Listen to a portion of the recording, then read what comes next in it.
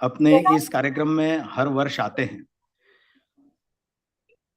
स्वदेशी जागरण मंच की स्थापना वैसे 1991 में हुई थी, 1991 में, और उसके बाद में प्रत्येक वर्ष इस प्रकार से जब भी केंद्रीय अर्थसंकल्प प्रस्तुत होता है, उसके बाद स्वदेशी जागरण मंच आर्थिक क्षेत्र में काम करने वाला संगठन होने के नाते अपना विचार, अपना चिंतन उसके बारे में प्रस्तुत करता रहता है। पिछले कुछ वर्षों से मुंबई में भी ये हमने प्रारंभ किया है। गत वर्ष भी हम 25 जुलाई को इसी सभागृह में यहाँ पर एकत्रित हुए थे, और आज फिर हम अभी जो 3 दिन पहले अर्थसंकल्प प्रस्तुत किया गया, उसकी समीक्षा के लिए आज यहाँ पर इस कार्यक्रम में उपस्थित हैं। इस कार्यक्रम में आए हुए सभी का मैं हृदय से स्वागत करता हूँ। आज के कार्यक्रम के प्रारंभ में मैं इस वी स्कूल माटुंगा और वी स्कूल बेंगलोर, ऐसे दोनों के जो ग्रुप डायरेक्टर हैं, ऐसे आदरणीय डॉक्टर उदय साळुंखे सर को मैं विनंती करता हूं कि वे मंच पर यहाँ पर आए। साथ में आज के जो अपने वक्ता हैं, 2 वक्ता यहाँ पर आ चुके हैं, उनको भी मैं यहाँ पर आमंत्रित करता हूँ।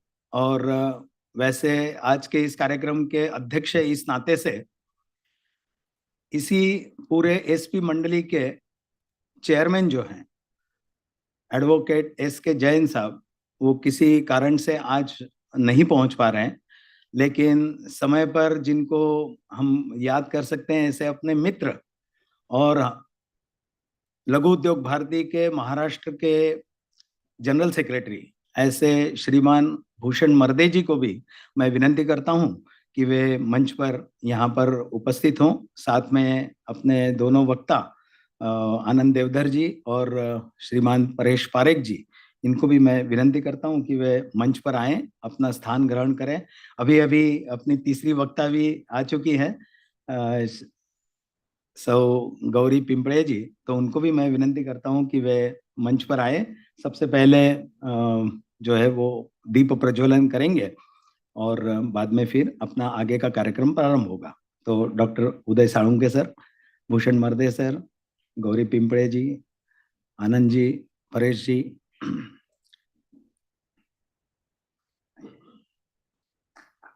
जरा जोरदार तालियों से सबसे पहले दीप प्रज्वलन के लिए हम आगे जाएंगे।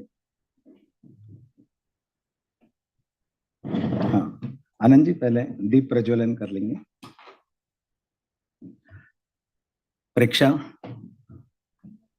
हमारे बीच प्रेक्षा जैन हैं, इंटीरियर डिजाइनर हैं, और अभी गायत्री मंत्र यहाँ पर प्रस्तुत करेंगी जब दीप प्रज्वलन चल रहा हो।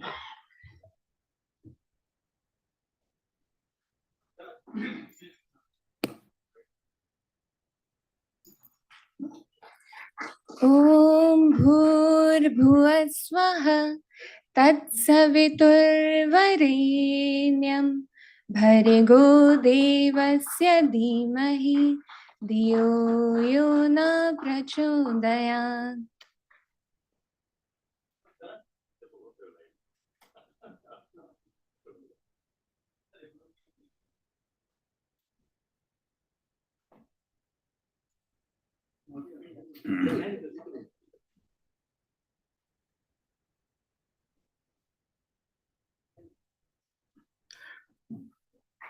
बहुत बहुत धन्यवाद। मैं सभी मान्यवरों से विनंती करता हूं वे अपना स्थान ग्रहण करें।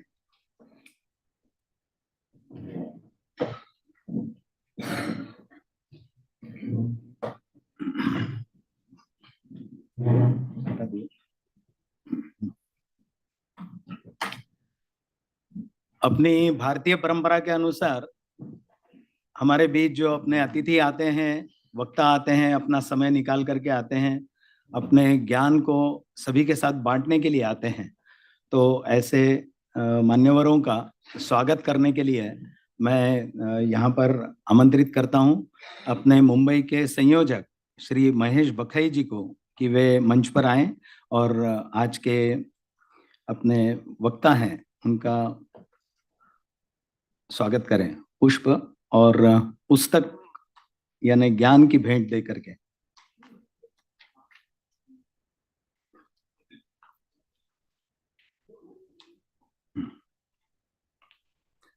सबसे पहले श्री आनंद देवधर जी को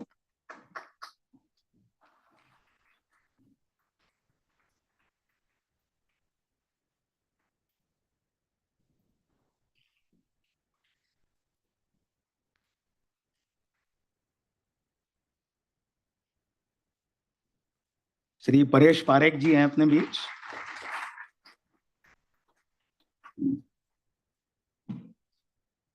गौरी पिंपड़े प्रोफेसर हैं। मैं विनंती करता हूं कि आज के इस कार्यक्रम के अध्यक्ष इस नाते से भूषण मर्दे जी का भी वे स्वागत करें, और जिनके कारण कार्यक्रम संपन्न नहीं हो सकता था ऐसे डॉक्टर उदय साळुंके सर को भी वे पुष्प और पुस्तक दे करके उनका स्वागत करें। धन्यवाद महेश भाई। आज के इस कार्यक्रम का प्रयोजन वैसे हम सबको पता है कि अर्थसंकल्प प्रस्तुत हुआ, अनेक प्रकार की प्रतिक्रियाएं आई। स्वाभाविक है, असंतोष भी कुछ रहता है, और लेकिन संतोष का प्रमाण बहुत अधिक है और उसका कारण हम सब जानते हैं। परंतु उसका सर्वंकष विचार होना चाहिए, सभी दृष्टि से, सभी डायमेंशन से, सभी आयामों से उसका विचार होना चाहिए। वैसे इतने छोटे से समय में ये सब करना तो बहुत असंभव होता है, परंतु फिर भी आज के अपने जो सम्माननीय वक्ता यहाँ पर उपस्थित हैं, तो आज वे उसके कुछ पहलुओं पर अवश्य प्रकाश डालेंगे। वैसे बिल्कुल ये 1.5 घंटे के कार्यक्रम में ये सब विषयों को समेटना ये बड़ा असंभव होता है, परंतु वे सिद्धहस्त हैं, उनके वक्तव्य से हमको ध्यान में भी आ जाएगा। और इसलिए आज के इस कार्यक्रम के लिए वे हमारा मान रखते हुए यहाँ पर उपस्थित हुए हैं, उनका बहुत बहुत धन्यवाद। आज का यह कार्यक्रम प्रारंभ हो तो उसमें बहुत सारी बातें होने वाली है, टैक्स, कॉर्पोरेट टैक्स और जीडीपी, और आपको सबको पता है यानी जिस प्रकार से इकोनॉमिक्स का सारा विषय चलता है, तो वो सब विषय आने वाले हैं। परंतु एक अलग पर्सपेक्टिव से, एक अलग दिशा से उसके बारे में सोचने का हमेशा एक विशेष ऐसा गुण अपने डॉक्टर उदय साळुंके जी के पास हम सब ने अनुभव किया है इससे पहले के कार्यक्रमों में भी। आज का ये पूरा कार्यक्रम वैसे हिंदी में भी होगा, थोड़ा बहुत अंग्रेजी में भी होगा, मराठी में भी होगा, ये तीनों भाषाओं में चलने वाला है। परंतु सबसे पहले आज के इस कार्यक्रम के ओपनिंग बैट्समैन के रूप में, जैसे सचिन तेंदुलकर आकर के पहले में ही सेंचुरी मार देते थे, तो ऐसे मैं सबसे पहले डॉक्टर उदय साळुंके जी को यहाँ पर विनंती करता हूँ कि वे आकर के अपना विचार प्रस्तुत करें। उदय जी को वैसे न जानने वाला यहाँ पर इस सभागृह में कोई नहीं होगा, परंतु उदय जी अनेक प्रकार के उनके पास में यानी उनका मेरे पास में इंट्रोडक्शन आया है, तो शायद उनको दिया हुआ समय सारा इंट्रोडक्शन पढ़ने में चला जाएगा। तो आप यहाँ माटुंगा का जो अपना वी स्कूल है और बेंगलोर का वी स्कूल है, ऐसे दोनों के मिला करके आप ग्रुप डायरेक्टर हैं, और अनेक वर्षों से अनेक प्रकार के chamber of commerce, chamber of economics और इस प्रकार के जो चैम्बर्स हैं उनमें आपने कहीं पर कभी प्रेसिडेंट रहे हैं, कभी बहुत ही उच्च पद पर वे आसीन रह करके उन्होंने अपना कर्तव्य निभाया है। तो ऐसे डॉक्टर उदय साळुंके जी को मैं विनंती करूंगा कि वे अपना वक्तव्य यहाँ पर प्रस्तुत करें। Uday ji. Thank you Prashant ji. Education को ऐसे फ्रंट फुट पे सबको बुलाने की आदत ही है, but education in A way is still probably I think he is backstage, but education need to be focused on definitely, but right now at least they come normally 9 down 10 down for the last wicket partnership and all, but not opening, frankly speaking. And I'm sure at least the professors who are sitting from the university and some of our friends from the academic fraternity would really agree with me. And actually, budget is not really my many friends to whom I was asking about. Chandras is here, Ajit is here, Smita is here, Sandeep is here. So I was asking them about, I said, I was not in Mumbai. So I just told Prashantji, Devale sir, that probably I just landed in Mumbai just now. But I thought, I said, there's no harm in presenting the views from education. Because the first and foremost, which I believe that only education can transform the nation. That's for sure. There is no second thought about it. But only how much focus we are laying down on education in our country. And if you take a global benchmark, that one need to be seen. I'm sure everybody is familiar with what is being presented, the Honorable Finance Minister, and all the discussions are already on. So the figures and all, I believe it is known to you. I'm just going to take a stock with respect to our own kind of, chief ministers, cabinet, chief minister from other state, or even our central government is very watchful about what is happening in World Economic Forum in Davos every year, I'm sure, because that gives the direction, that gives a bit of sense of the future. So I'm going to take a stock of that. I'm going to actually connect also with today's Times of India's ETS survey. ETS survey, which is being done for almost 18 countries. And that survey was done for almost 180,000 respondents. So that survey I'm going to connect. And also finally, I'm going to just touch based on, because we are talking about today's world is entirely technology driven. We're talking about it's entirely AI/ML driven or NATs of the world, new age technologies of the world. From that angle, what the Gartner hype curve is normally talking about the future. And they predict the future to the great extent. And all CTOs of the world normally look forward to them. And even the countries try to develop the competitive edge among the nations with the use of that. So keeping that in mind, I'm just going to do that. And before I could just put on maybe one of my first slide, I'm just going to mention about, first and foremost, as a premise, as we all know, education is definitely a kind of, I won't say it's an industry, but it's more like a service to the society, service to the nation.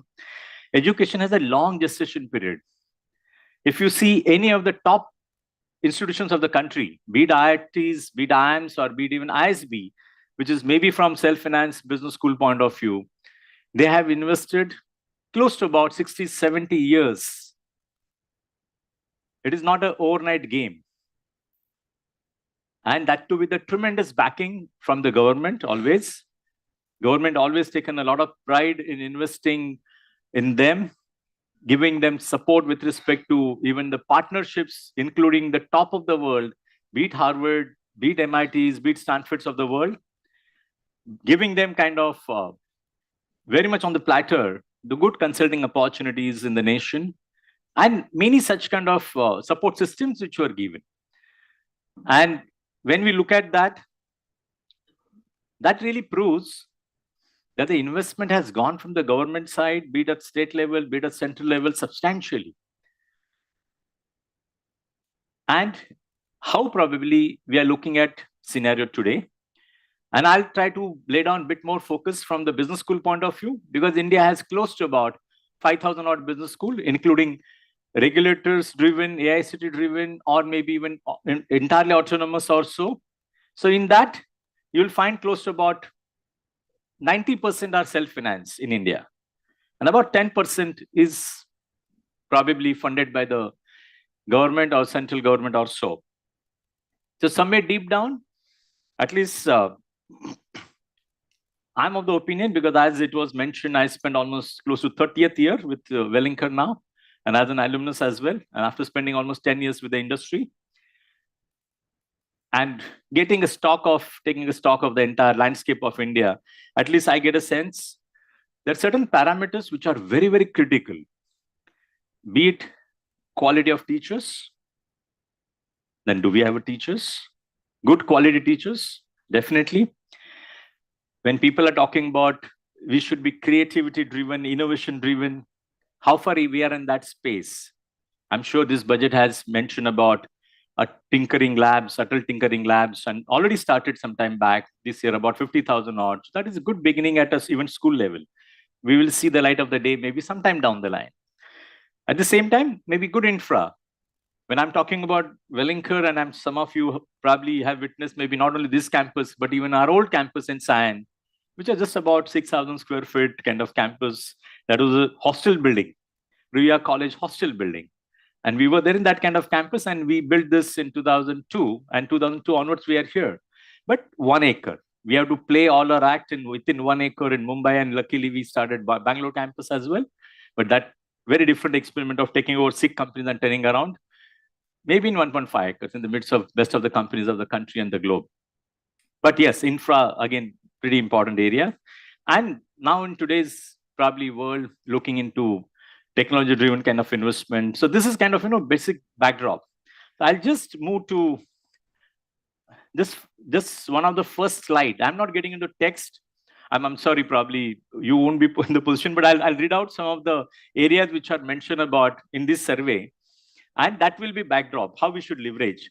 So education optimism point of view, India stands 70%. Okay, compared to global average is 30%. Future of education outlook, India is about, again, 76%. But third point, if you look at it, difficulty in accessing quality education, India is 84%. Globally, maybe it's not really applicable, not available, but 84% quality of difficulty in accessing quality education. The next one also, if you see, belief that education is accessible only to certain groups is about 78%. So that also gives the indication that yes, probably we need to make education a bit more broad-based. Engineering institutions, a lot of other, maybe business school, a lot of other professional colleges, probably we may have to think of giving them support as well, because they produce 90 to 95% of the student output across country. So probably that, maybe from future point of view, one can really look into it. Perceived teacher shortage, almost 74%.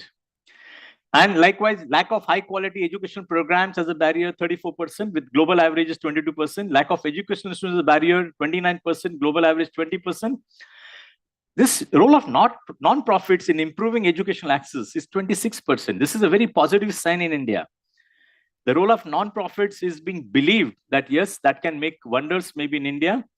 Optimism about upward mobility, that's a good sign that people believe that yes, with the education, with the higher education, we can really achieve our kind of future career growth, which is almost 69% compared to global average of 55%. And expected upward mobility same way, and quite a good belief in achieving higher socioeconomic status than parents, which is 87%. That's again a good sign that our young generation, which is really feeling about it. Job shortage as a barrier to upward mobility, 40%. Against 34 global average. Cost of education is a barrier to upward mobility, 33%, which is higher than the even global average. Lack of knowledge on how to advance as a barrier. Again, we probably need to look at the global average. Lack of connections, lack of belief that upskilling is essential. This is very good. Because this entire budget, you will find the focus is on skilling, substantial focus on skilling. And even previous budgets as well. So that's a good move. The move in which I'm sure a central government is moving that direction, state government is complementing that, which is 91%. So that is really good. Belief that credentials will be more important than degrees. See, this shows, and that is 88% against global average of 75%. So that shows the government's efforts at a central government level and our state government level also is kind of bearing fruits, that vocationalizing the education, that vocations or skilling part of it, if we focus on that, and if the people are getting jobs, they may not look forward to degrees alone. The degrees are not getting them jobs, it's of no use. So this aspect of 91% is extremely good, and believe that credentials will be more important than degrees, that is over. AI impact on workplace skills is 88%. AI impact on workplace skills. And the respondent, this actually survey shows that this 88% respondents feels AI is not really some kind of threat, but AI we should leverage for our future. Maybe from jobs point of view, building up our skill sets point of view. And finally, all AI necessitating a mix of technical and human skills, 87%. So you'll really find The skill sets, which is just at the bottom, is AI and digital literacy is about 33%, creativity 26%. And if you look at the budget, the way in which even tinkering labs, adult tinkering labs, which is being focused on. So creativity is a focus, definitely, which is being definitely mentioned in this budget. Innovation is a focus being mentioned in the budget. AI has been focused in this budget. Maybe AI allocation is about close to 500 crores. That's fine, fair enough to at least begin with. It's not really very paltry amount. So you'll really find, looking at this, and overall this article also, if you read, you'll find this is quite a complementary to the budget presented by our Honorable Finance Minister. So I think if we look at this, this is very important. I wish to connect this piece with what World Economic Forum is talking about. See, India wished to be Vishwaguru. India wish to achieve $30 trillion mark in 2047. Definitely, it is probably doable, but education has to play a role. We are blessed with the transformational leadership with our Prime Minister. That is one of the best things which is happening. And if you really compare any nation which really achieved the competitive age, and their leaders got more than 3 tenures to achieve that goal, because nation building is not an exercise like a just company building. Company building, I'm sure with the due respect to all the company point of view, company building is still easier compared to nation building because it is far more complex. Look at Lee Kuan of Singapore. He also had an almost long tenure of 3 decades. Look at even Korean, Prime Minister. Look at a couple of other similar examples. At least if our leadership gets not only this is 3rd term, but even 4th term or maybe 1 or 2 more terms, there's no wonder that we can achieve this, because that continuity aspect is going to matter a lot from the leadership point of view. And World Economic Forum, if you look at the skill set, you'll just find, I'm not getting into the first steady skills which are there, but in steady skills also you'll find in this first quadrant, the first quadrant here, that service orientation and customer service. Service orientation quadrant, if you really look at it here, hospitality management point of view, you will find still we are yet to prepare service orientation. And this is steady skills. What is mentioned core now, but not expected to increase in use. But here still we haven't reached. The predictions by the hospitality companies in India, leading companies in India, is about manpower requirement of about 3.1 million people, 31 lakhs people in 2030. Are we ready for it? We are discussing with some of the top hospitality, top hotels, be it in India or be it in Washington, D.C. with JW Marriott kind of groups who got about 9,000 hotels in the world, or maybe top colleges, hospitality in Orlando, in Florida. We are also discussing with almost those people that how we can support our national cause, nation building cause through our efforts in management. So that still quadrant, I'm not getting into it. This quadrant is still out of focus skills. May they assume, World Economic Forum assume that this is less essential now and not expected to increase in use. Still certain areas, global citizenship, particularly, we need to focus on. Because if India need to be Vishwaguru, India need to be global human capital, then our students must learn that how I should perform in the global marketplace. You don't learn just on your own. And sometimes family may not be in the position to teach that. But it's the job of people like us, my teachers who are sitting here. I'm sure ma'am is sitting here from the university. And luckily, we are doing actually. We started in 2012, the program on Global Citizen Leader with #1 leadership firm in the world, Center for Creative Leadership. We started 2012 because we feel our students should not be only working with the companies from leadership point of view, but they should be citizen leaders. And they should not be only Mumbai or Maharashtra or India-centric. They should be global citizen leaders. So that we started ahead on the curve because we actually take a stock or scanning the environment across the world. Here you will find on the top, design and user experiences. It is for the future. And it is being still written, probably it may come in the future, but no, design thinking is already there. Many top leading companies is already talking about it. We started the first program in design in 2006 in India. First time in India. In fact, Stanford also has a short term. So I'm saying like this, core skills you'll find. Core skills are linked with the budget quite a bit. Now you will find AI and big data, which is core skills in 2030 they're talking about. Core now and expected to increase in importance. Technology literacy, 100% required. creative thinking. The creativity is being specifically used by ma'am in this budget. You will find resilience, I'm sure. Leadership and social influence, involving maybe women power from SC/ST, maybe 5 lakh numbers, as well as in other areas, including the excluded is the name of the game in this budget. And this is wonderful. So you'll find that social influence comes here. System thinking, curiosity, the curiosity and lifelong learning. Again, it is being used in the budget. So my sense is the way in which this budget projects, lot are connected with the future. But can the central government do everything for every institution in the country? We have 40,000 higher education institutions. Can central government effort would be suffice to do that? I don't think so. Somewhere deep down, as enlightened citizens of this wonderful nation, our own Bharat, we should take charge of the future along with the government and try to see that how we can transform in our own way. We can't leave everything to government should do, give me this, government should do that, government should do everything, and then I'll function. I don't think that happens. We have our own responsibilities, and that's the way we should look into it. And in that, one more point is on empathy and active listening, empathy part of it. I'm sure COVID has seen that. So we should be caring for the society, caring for the nation is very much really required.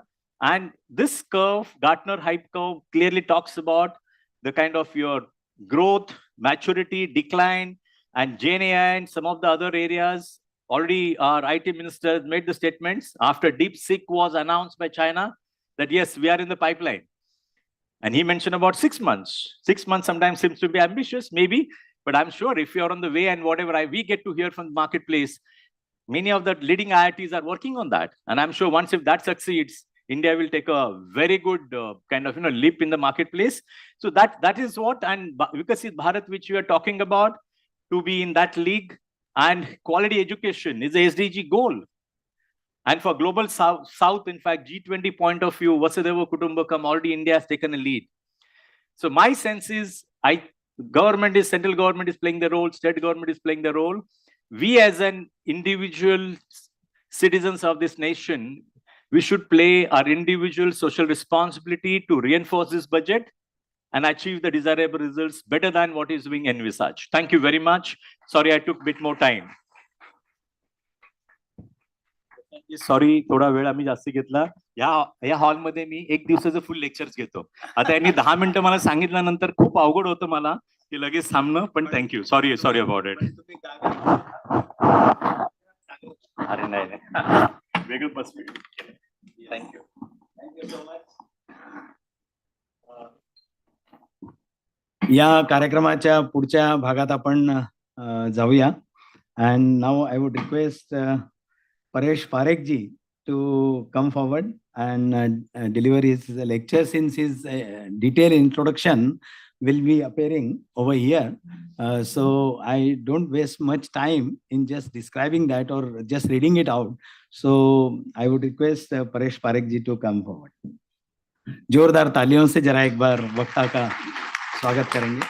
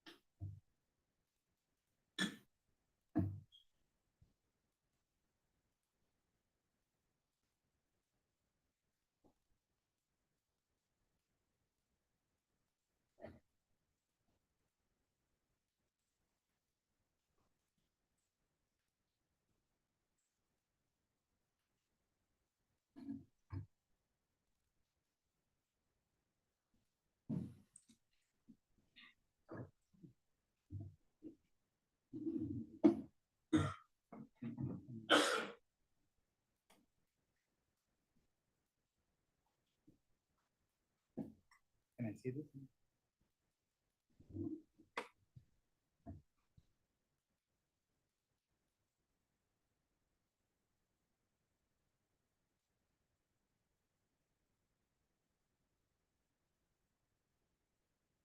On. Very good evening to each one of you, and very good evening to each one on the dais. After Dr. Salunke's inspirational opening, I think we'll do some double clicking on some of the specific aspects in the budget. Each one of you in this room are very knowledgeable and you all have your own point of view. So in the question and answer session, including of the panelists, I would like to hear the comments on some of the points which I'm making. I will try to stick to the time and wrap up. I've been told to talk for around 20-25 minutes. So I'll try to kind of wrap up in that timeline. My request would be not to look at the slides. There's too much data there. So let us have a conversation. Let us have a point of view. But the slides will be available to you. So I think we already got a hint, right? People miss our Honorable Prime Minister's hint. When he speaks small, it's always very big. He already gave the hint that something big is coming in this budget. In terms of the backdrop, what is the key takeaway? I think Dr. Salunke also mentioned that the global GDP average is likely to be around 3.3% against earlier 3.7% in the last 20 years. So the globe is still optimistic. The biggest change is the new governments all over the world, bringing a lot of change around geopolitical shift, effect on trade, inflation, and economic activity. One of our panelists is going to speak very interesting things around that. So we'll look forward to that session on this point, especially. The third point Dr. Salunke covered, focus on AI globally. It's a new fight. There's no war happening, in terms of on the ground. It's more an AI fight to control the data. Somebody sitting in US today can just press a button and close all of this, what is operating. Actually, we don't understand. Mr. Salunke made a very important point. India needs to very quickly get its own system. We are seriously at a risk of being completely dependent on these things day to day on your mobile, day to day on your computer, day to day. The government systems which are running, everything is actually owned by some of the multinational companies. So it's a very critical point. People don't understand this. US dollar continues to strengthen. We even saw today. So I think the money is fully getting pushed or pulled into US. Now in India, it's very clear now. We are looking at something around 6.4 nominal, around 10. And India remains a global leader. There are a lot of headwinds. Here, if you see at this slide, what is the main message? I think the advanced economies growth is around 1.8% likely. Emerging economies around 4.3. India is an outshining country here with 6.5. Is this enough? I don't think it's enough. I generally like to play and challenge people. I think we need an 8% absolute growth if we want to achieve Viksit Bharat. I think we all, each one sitting in this room needs to be more entrepreneurial to do that. So that is not enough. We need to be more quicker in our goal if you want to really achieve the 30 trillion, which Doctor spoke about in his earlier talk. In the last year, what did well? Electronics, pharma, auto, steel, cement, chemicals, petrochemicals. I would like to hear from the entrepreneur, Bhushan Mardeji also, how he looks at, he's an entrepreneur, so he will be able to kind of throw more light on it. Even construction stood out, financial, real estate, and professional services also did well. What's the foreign exchange situation? I think it is quite comfortable. $640 billion, it covers 90% of India's debt. So I don't see a big problem there, even after the rupee situation. So we saw the backdrop. Now let's jump into some of the data. And it's double click, triple click. So some of you may find it a bit too much, but I will talk about the relevant point, which I want to drive home. In terms of tax revenues, one interesting thing is that even after a gift of 1 lakh crore to you, to us, government is hoping that there will be buoyancy, there will be growth, and hence the direct tax actually has been projected at 12.7% more, and indirect tax has been projected at 8.3% more. And we would hear from Anand Devdarji some double clicks on the personal tax interesting developments. What I wanted to bring out is that actually there is a growth which has been projected. So we are very confident about the coming year. That is point number one. Second, I think in terms of expenditure, a lot of people say we wanted more capex, 14 lakh crore, 15 lakh crore. It's not possible. The machinery, implementation machinery also should be there, right, to do more capex. So those few years where government took the lead, now it is on the private sector to do the remaining. So I think I feel it's still quite decent, quite good. 11.2 crore capex is quite strong. I don't see any problem in that actually. The real mystery is that, or the gift from the finance minister. In fact, Ruchir also spoke yesterday on record. Rarely he praises government. He praises the government. This is a magic budget. You really can't find any fault in the budget. The fiscal deficit has also been constrained. So I personally think something really wonderful has been done by the finance minister this time. 3 points I want to bring on this slide. There's a lot of data. We hear this complaint in the newspapers. Don't never go by narratives. There are a lot of narratives. Consumption is going down, this, that. You see the actual data. Rarely people say, even news channels, I have a complaint. They don't really talk on data. They just talk a narrative. So, you really know what is the reality. First, give us facts, and then we can conclude. If you really look at the real private final consumption expenditure, it has actually gone up. It's 7.3 out of the GDP mix. If you look at net exports, it is turned positive. If you look at on the yellow boxes, contribution of net exports percentage point has turned positive. -2 से 1.7 हो गया है. If you, what has really gone down, why the data was not as good of the last year? Because of really the capital expenditure, which there was a little bit of a challenge. Also, manufacturing was a little bit of a dampener. If you see on the table on the right, it was really the manufacturing which pulled everything down. Otherwise, agriculture, mining, electric, consumer, trade, finance, everything was quite okay. So I think we would like to, again, I would like to hear from Mardeji what's really happening on ground on that front. This slide, what stands out for you on this slide? So you can clearly see a very high allocation to Jal Jeevan Mission. It's 0.023 to 0.67. It's a huge jump in the allocation which has been made in the Jal Jeevan Mission or the National Rural Drinking Water Mission. Remaining yojanas you are very well aware of, Garib, Manrega, Pradhan Mantri, etc. Second thing I want to talk about is Atal Mission for Rejuvenation and Urban Transformation. Again, I found that there's a very good allocation, increase in the allocation there. So I hope that these two initiatives will kind of take speed. The right table you can go through later on. It just gives you, a lot of people are not aware out of 100% what is the allocation to various schemes. So I thought it's good for all of us to know. What is on this slide? We always, when before 2014, we used to be very open and non-complaining about subsidies. And economists used to write in the newspapers that it's not good for the country, but still governments used to kind of roll out a lot of subsidies. What has happened is very nice, actually. Major subsidies as a percentage of nominal GDP, if you see from right from 22, 23, 24, and even the budgeted is extremely under control. In fact, from 1.89 or 3.56 in 21, it is now going down to 1. I think it's a really well-controlled budget, and I think we must compliment government for achieving this kind of reduced composition of subsidies as a percentage of nominal GDP. Let's look at now how the budget can impact some of the sectors. So we saw the background, we saw the broad numbers around fiscals, and now let's look at the sector-wise some analysis for the next 10 minutes. In terms of manufacturing, I think footwear sector, leather sector has got good push.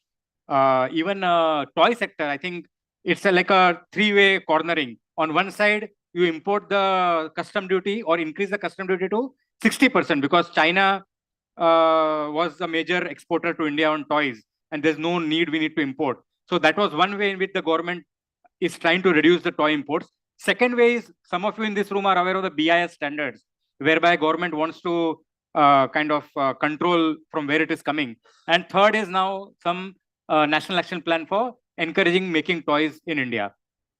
Food processing, again, a big fill-up has been given. Electronics, all of you are aware. Even I think Rahul Gandhi flashed a phone and said, it's only just parts and all that. But I think you need some more intelligence around it to talk that even assembly is a major contribution to the economy. Ease of doing business, I think one good thing, I think it's a right political initiative as well. Government wants to corner, and as Professor shared with us, states also should do their bit. some states are not doing their bit. So I found this very interesting, that there will be a investor friendliness index of states. Let there be transparency and see which state is doing good and which is not. The last thing is, I want to say one consistent thing which government is doing is to decriminalize laws, and it's a very good initiative. All of you in this room are aware, for small scale and medium enterprises, I feel people are not understanding this change. It's a big change. Doubling of the limits on investment and doubling of the turnover limit will make a lot of people eligible for more bank credits and lot more advantages. When you look at the agriculture sector, lot of actually initiatives have come in the agriculture sector, right from Dhan Dhanya, even the land records mapping. I think it is extremely important for the security of the farmers and landowners to electrify and electronically kind of control the land records. I think as far as cargo is concerned, as far as pulses is concerned, cotton productivity is concerned, these are all where the country needed support, and relevant support has been given.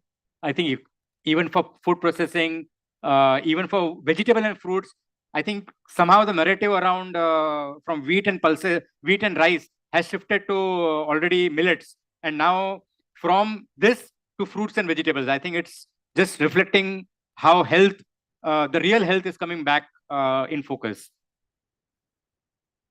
One thing I want to call out in agriculture is that the Indian Post Office can play really a major role to really reach out and enable these schemes to each and every corner. I think we have significantly underutilized the post bank network or the post office network, and this is one good initiative, I would say. So overall, I think it's an extremely positive budget for agriculture sector. I think when it comes to financial sector, a lot of changes have, I think insurance stocks fell down after the budget. Why? Because people think that it is only because of the tax that people buy insurance, which is not correct. And second, people think that the insurance market was already oversaturated. So the existing stock fell down. I don't agree with that, because India is highly, yet uninsured. So there's enough scope for everyone yet to be insured. Automobile sector, I think the whole incentive for non-resident companies to provide services to Indian companies for electronics will benefit the automotive sector, and the personal consumption also will benefit. So again, quite positive. Chemical sector, I would feel because of the manufacturing support which has been given, naturally chemical sector will really benefit. I would like to understand, if somebody has more knowledge in the audience or on the panel, what is the specific 10% concessional benefit which was available on import of phosphoric acid from the USA? That has been withdrawn. So I was wondering, why was that in place at the first instance? So I don't know if anybody has any insight on this. I would love to hear in the Q&A session. Or is this something because being ready for the discussion with Trump in the Modi and Trump upcoming meeting? As far as consumer product and retail sector is concerned, I think I would feel these all stocks were up, as you know, on the day of the budget, because people believe that there will be a big push in urban consumption. A lot of reporters have called me and asked, is this only urban consumption? People want to find fault, right, everywhere. Whatever you do, it's not enough. So they called me and tried to kind of literally extract from me a lot of data. So I think I have written this in the newspaper as well. And I would like to show to you, actually, that I personally believe that even urban consumption has really gone up, and even rural consumption has gone up. So I'm just not able to find it on the slide, but I'll talk about it. The rural consumption now accounts for almost 40% of the total consumption. The gap between urban consumption and rural consumption year on year has been decreasing. So the real win as a country which we are having is in tier 3, tier 4 cities, is in towns and villages.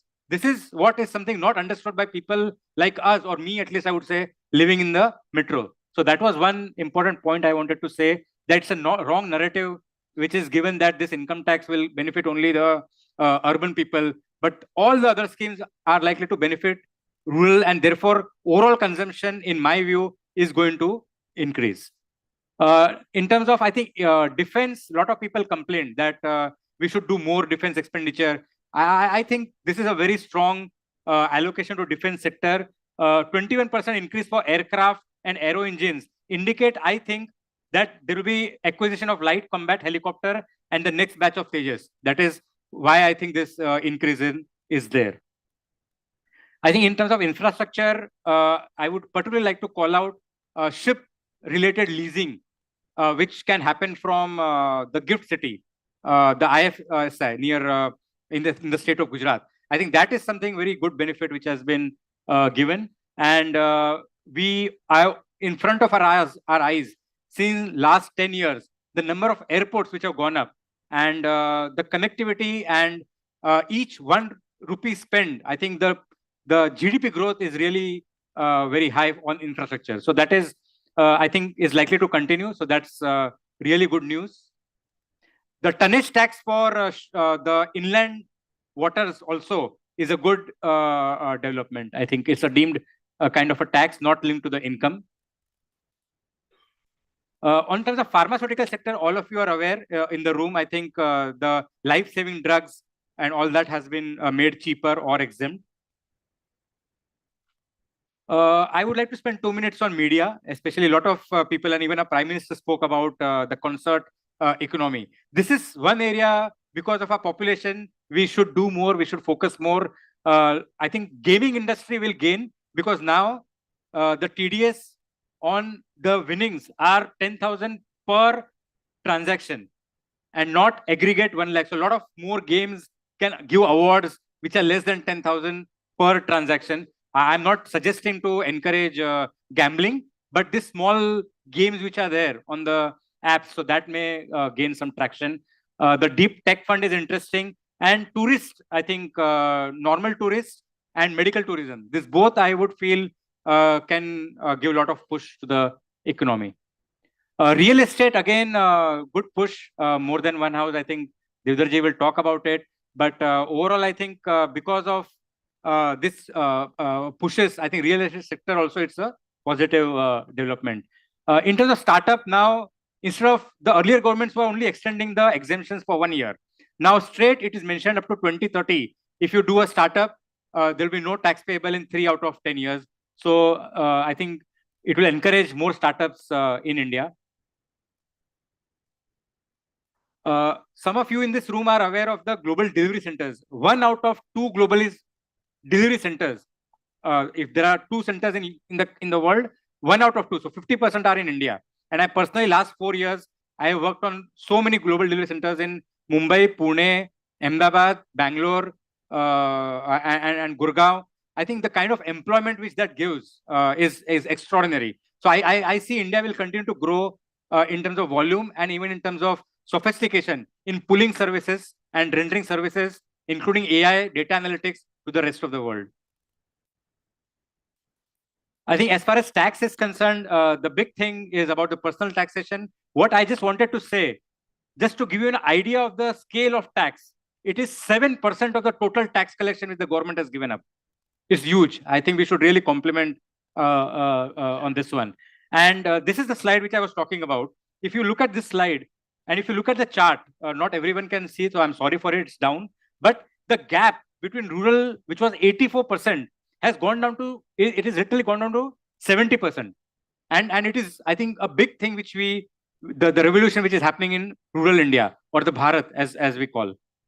In terms of what is driving it, the urban India is spending more on electronics, luxury items, quick commerce, and digital services. Where are villages spending? Villages are spending more on food, agriculture, home appliances, mobile phone, and two-wheelers. The forecasted sectors are in urban are e-commerce, automotive, travel. Travel is somehow picking up huge way. The number of rupees which Indians are spending on travel is really huge. I think this slide is just consequential. I will, this is more for your records. I wanted to say that in rent, don't forget one thing, the TDS limit was earlier per year. Now the TDS limit on rent is per month. So 50,000 rupees does not mean 6 lakhs. If you are paying only in 1 month, 50,000 or more, in that month, the TDS will trigger in. So that is one point which I wanted to talk about. I think also some of the other good things or simplification is around input tax credit in, I think when a non-foreign company or a foreigner supplies some services to India, instead of collecting the service tax from outside, it is collected from the person who takes the services. So now even that can be distributed and a credit can be taken. So a lot of such small points kind of have been brought in the budget, in the tax proposals. It requires a very detailed evaluation. So in the Q&A or afterwards, we can discuss more specifically. So I would like to end with saying that, what do I think overall about the budget?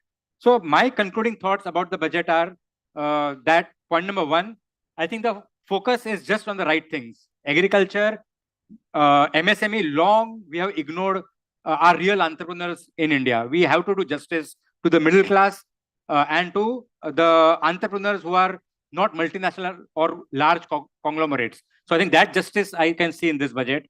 I can also see a lot of emphasis on job creation, skill, as Dr. said in his erstwhile session. So that is a good thing, innovation. It harnesses both rural and urban markets. Manufacturing continues to gain. I personally, my study shows we cannot rely only on services. India will have to take advantage and will have to somehow grow in manufacturing, without which then we cannot become a 30 trillion economy. So that is extremely important. I think also the budget is a very healthy balance of fiscal consolidation and boosting consumption. What I would feel, whether we will really achieve in the one short term, medium and long term, we all are very confident. But in short term, I would feel the global tariff situation is something to watch out for. And second is the new simplified income tax code, which will be put up. That is also something to watch out for. So with that, I would like to stop now. But I would really like to hear from you in the Q&A session. Thank you.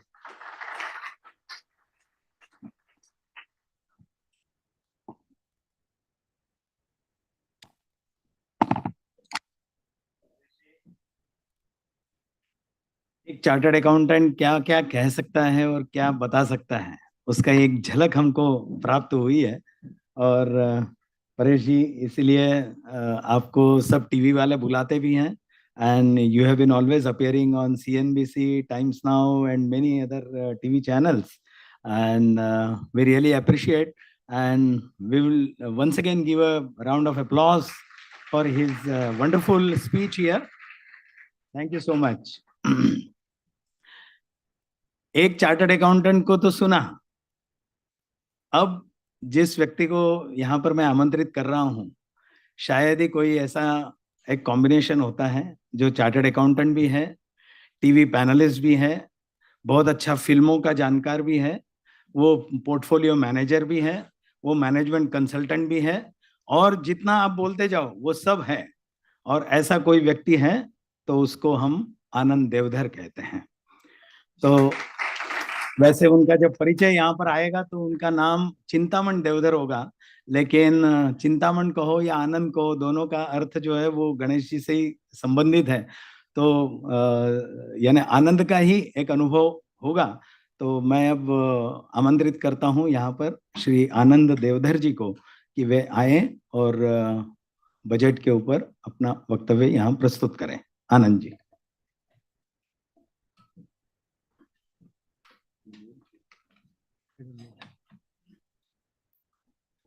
Dignitaries on the dais and ladies and gentlemen present over here.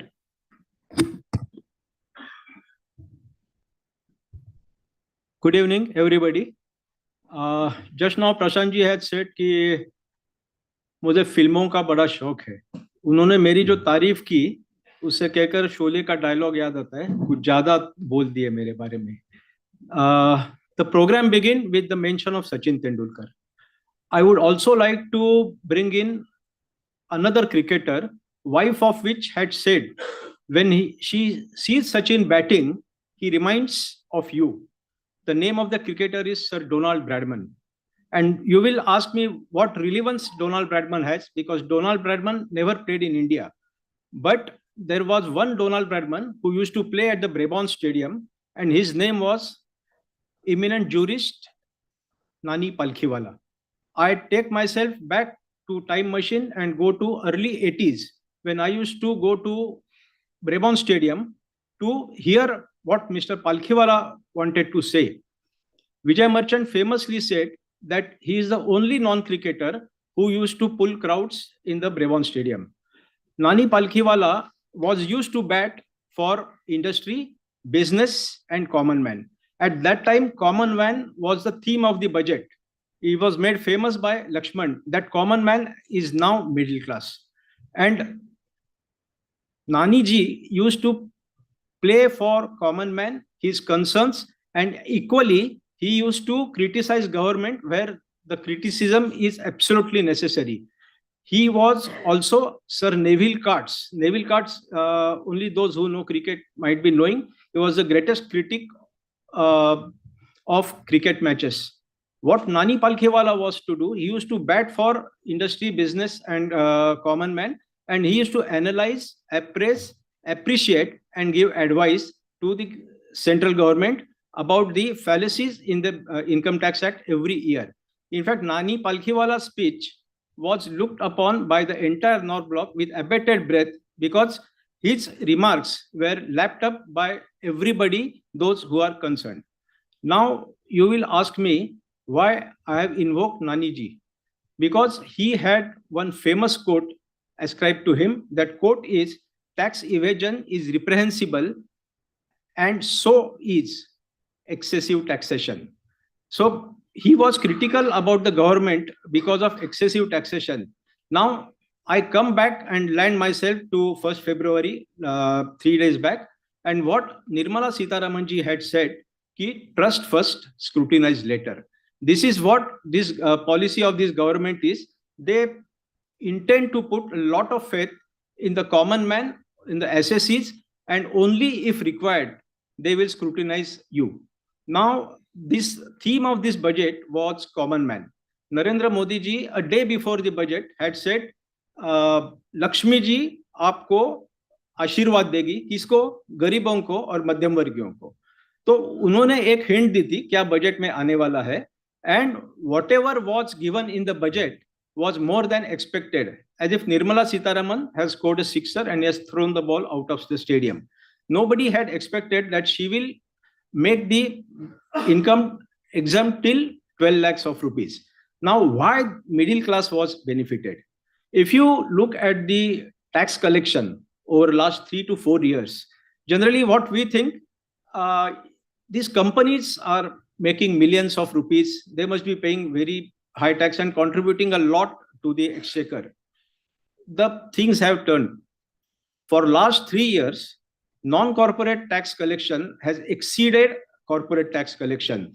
Even when there were budget estimates for financial year 24-25, the estimates for private tax, non-corporate tax collection was more, around 11,70,000 crore, and revised estimates are almost 12 lakhs of crores.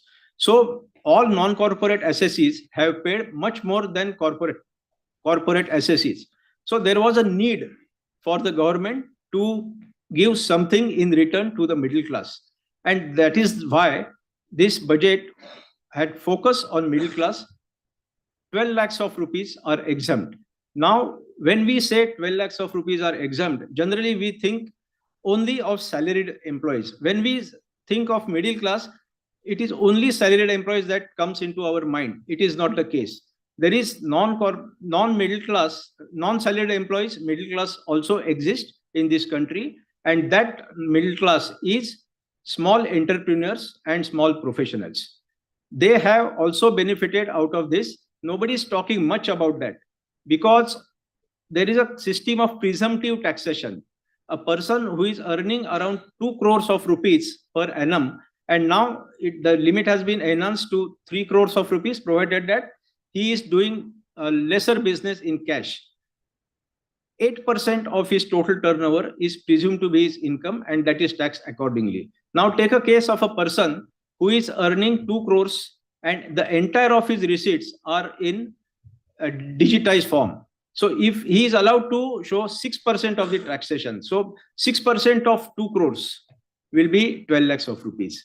So he don't have to pay any tax in spite of making the turnover of rupees 2 crores. So he is a middleman, a middle class person. Similarly, a small professional earning around fees of rupees 2 lakhs per month, his total collection will be 24 lakhs. He is allowed to show 50% of his total income as his income, and which comes about to again 12 lakhs. So the person who is earning 2 lakhs per month don't have to pay any tax on his income. So this is the way non-corporate individuals are also benefited.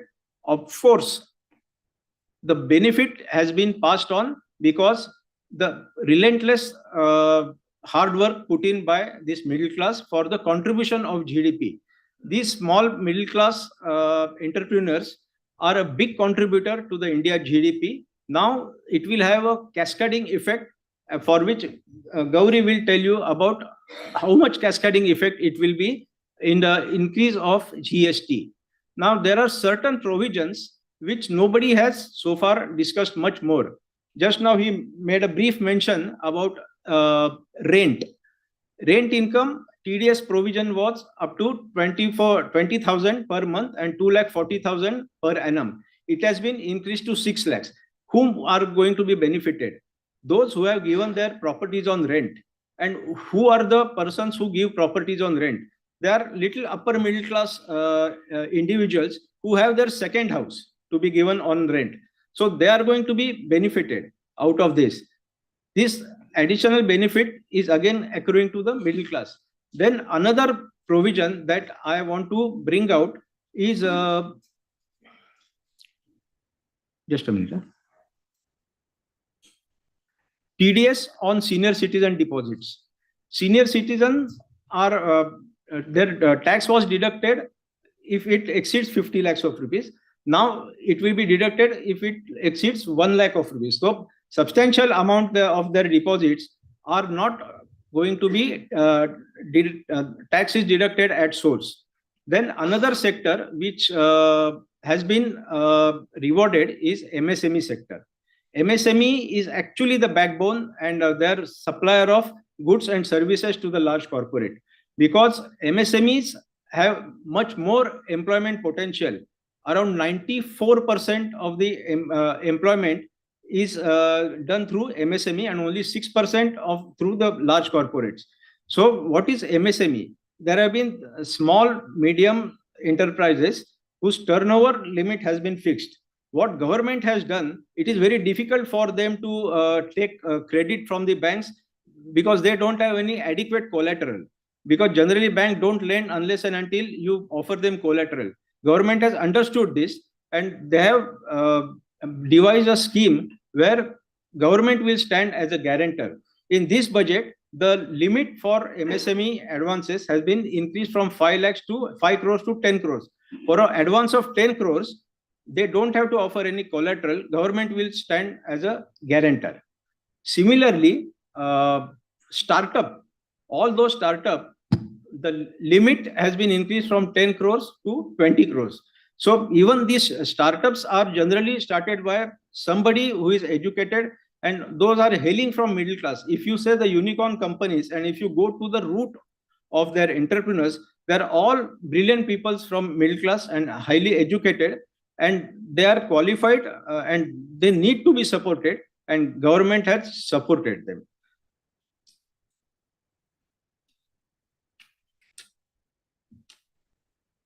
Then one more thing I want to tell you is the sectorial allocation which has been done. Each and every sectorial allocation, middle class is benefited out of it. Infrastructure spending, the life of middle class persons, it's very easy. They can travel by metro, drive through expressways, take flights to any other small cities because of that Udan scheme. There are many airports are being constructed. And one more thing, telecom manufacturing in India, mobiles are available at a cheaper rate. Every aspect, education, take education. Many institutes have been opened, IITs, IIMs. So the number of enrollments are increasing, and individually, or each and every middle class is going to be benefited out of it. And another thing which I want to tell you, what is very important, is middle class is going to support politically to the government. And that was understood. There was a huge outcry because nothing was given to middle class for last 2 or 3 years. Actually, they were given something in kind, but people want direct tax benefits. So now they have got direct tax benefits, 12 lakhs of rupees. Then public said, what about these slabs of 4 lakhs to 8 lakhs, 8 lakhs to 12 lakhs? If nothing has to be paid by 12 lakhs, why these slabs are there? These slabs are there to calculate the tax whose income exceeds rupees 12 lakhs. So if you have income of 12 lakhs, you don't have to pay tax. But if you have to have income of 13 or 14 or 40 lakhs, then how you will calculate the tax? Tax calculation will not start from 12 lakhs. It will start from 4 lakhs. So 4 lakhs is the basic limit below which the tax will not be calculated. Now, many people want that basic limit should be increased to 12 lakhs. It is never increased. When I used to appear for income tax cases, once I was discussing with this point with one commissioner.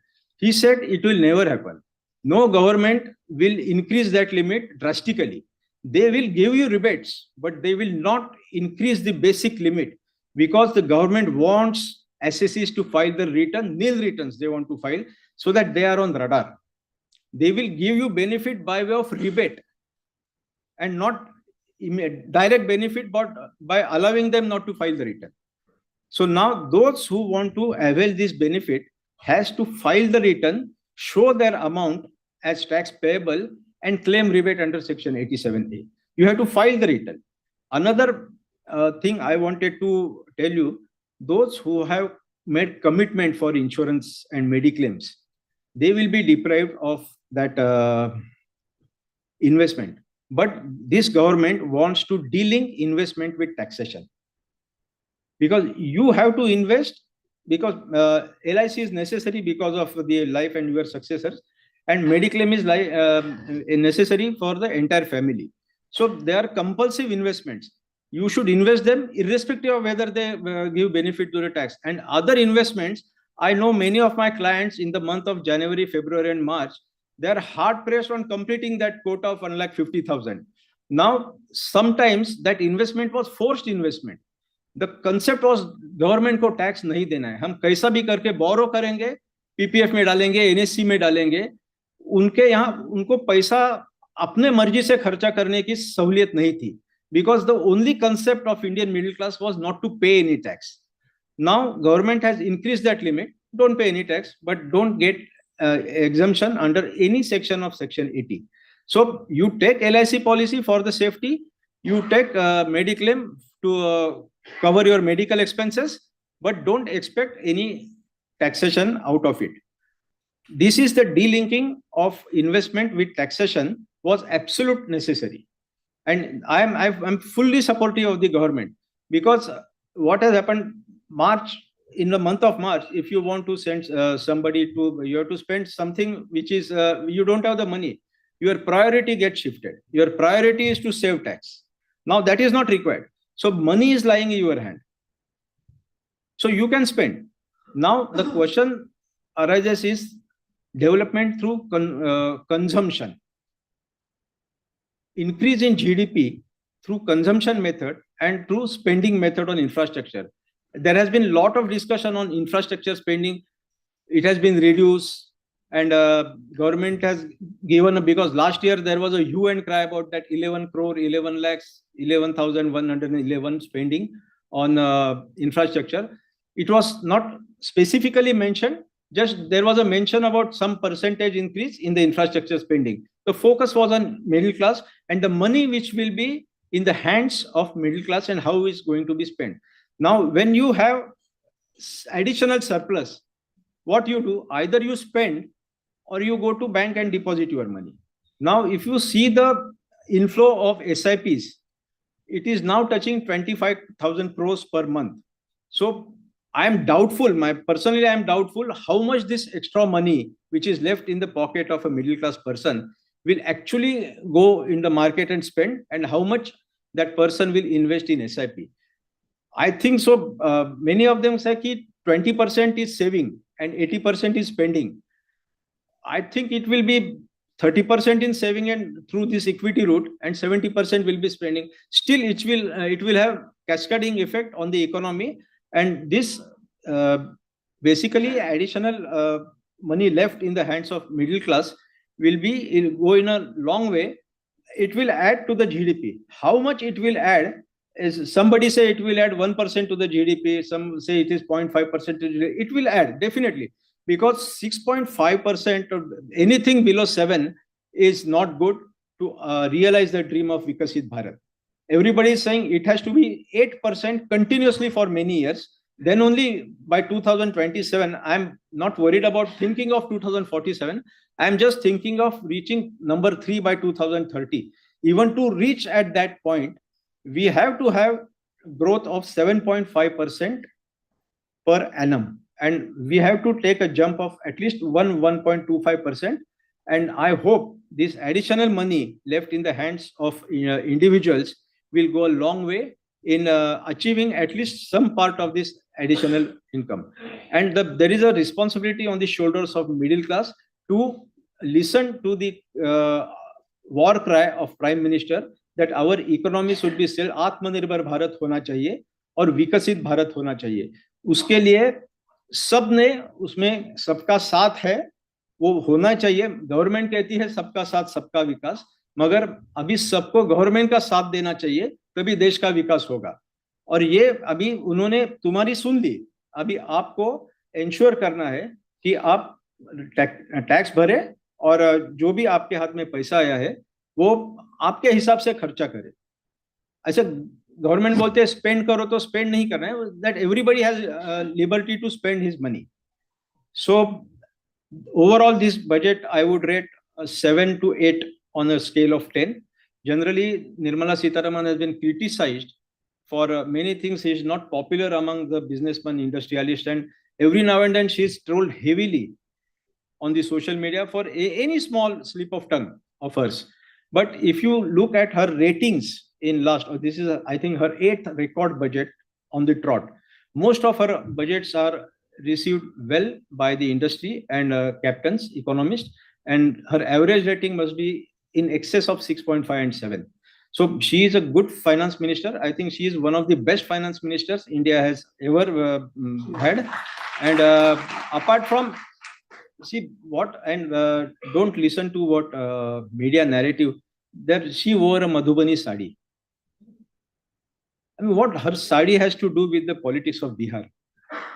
And if they are thinking that by wearing a Madhubani sari, Bihar voters will be voting for NDA, I don't think so. This is something nonsense, I think about.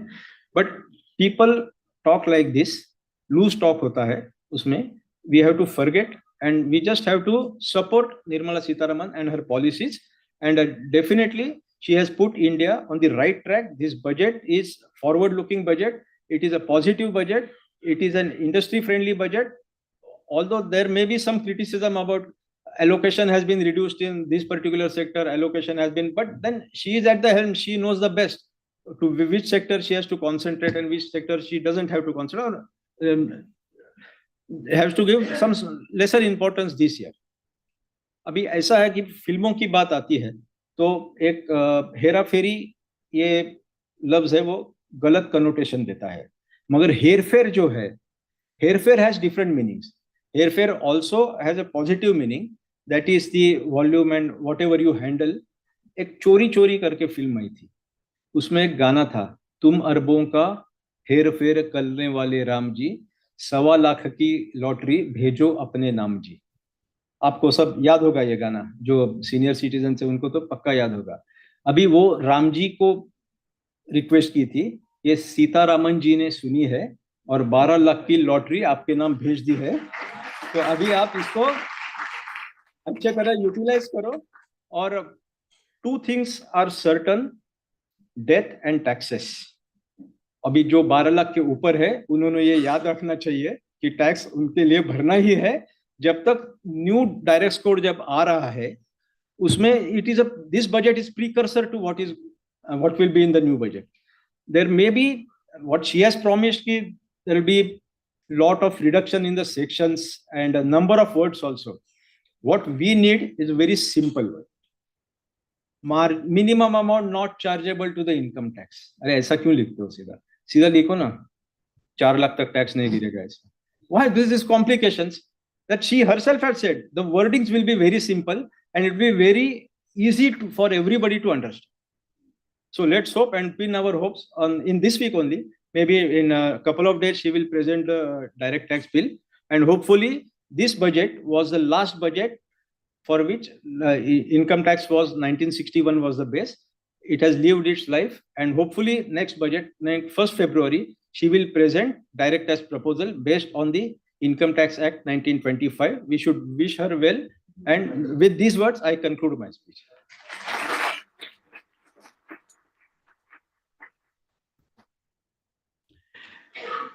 तो इसलिए मैंने कहा था कि इन सारी चीजों का जो समुच्चय है उसको हम आनंद देवधर कहते हैं. तो उसका एक अच्छा परिचय आनंद जी ने यहाँ पर प्रस्तुत किया. मंच पर एक मातृशक्ति भी दिख रही है और हम सबको जानना है कि देश का युवा क्या सोच रहा है और यहाँ की मातृशक्ति क्या सोच रही है. और स्वाभाविक है, घर तो मातृशक्ति ही चलाती है. पुरुष तो जाकर के पैसा कमा करके लाके उसके चरणों में धर देता है कि भाई ये पैसा लाया, अभी तू घर चला. लेकिन उसको चलाना कैसा है ये मातृशक्ति जानती है. तो अपने बीच में प्रोफेसर सौ गौरी पिंपळे जी यहाँ पर उपस्थित हैं. उनका विस्तार से परिचय हमारे सामने स्क्रीन पर उपलब्ध है और बिना समय गंवाए मैं उनको यहाँ पर आमंत्रित करता हूँ कि गौरी जी आए और अपना यहाँ पर उद्बोधन करें. एक बार जोरदार तालियों से उनका हम स्वागत करेंगे.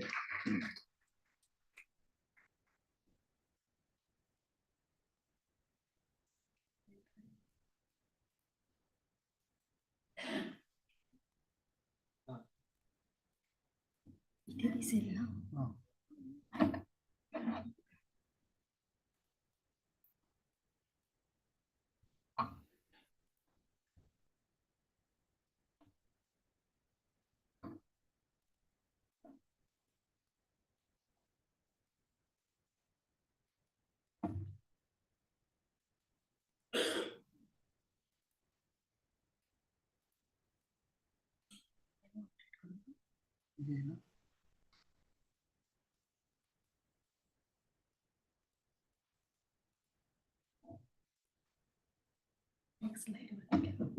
Next slide. Next. Clear भाई. Straight ऑपरेट करते हैं क्या? Down. Down है down. ठीक है. Thank you. वो नहीं आ सकते. Good evening to all of you. मी एक विचारणार आहे तुम्हाला, मी मराठीमध्ये बोलू का? म्हणजे खरं तर मी इंग्रजीमधूनच बोलणार होते, पण नंतर मला असं वाटलं की मी मराठीमधून बोलते. सुरुवातीला उदय सरांनी, नंतर परेशजी आणि आनंद सरांनी खूप छान बरंच काही सांगितलं. उदय सरांनी एज्युकेशनल सिस्टम बद्दल सांगितलं आणि नंतर परेशजी आणि आनंद सरांनी बजेटच्या बहुतेक सगळ्या गोष्टी सांगितल्यात. त्याच्यामुळे माझ्याकडे बोलण्यासाठी विशेष काही राहिलेलं नाहीये. तरीही मी थोडासा एक प्रयत्न करते.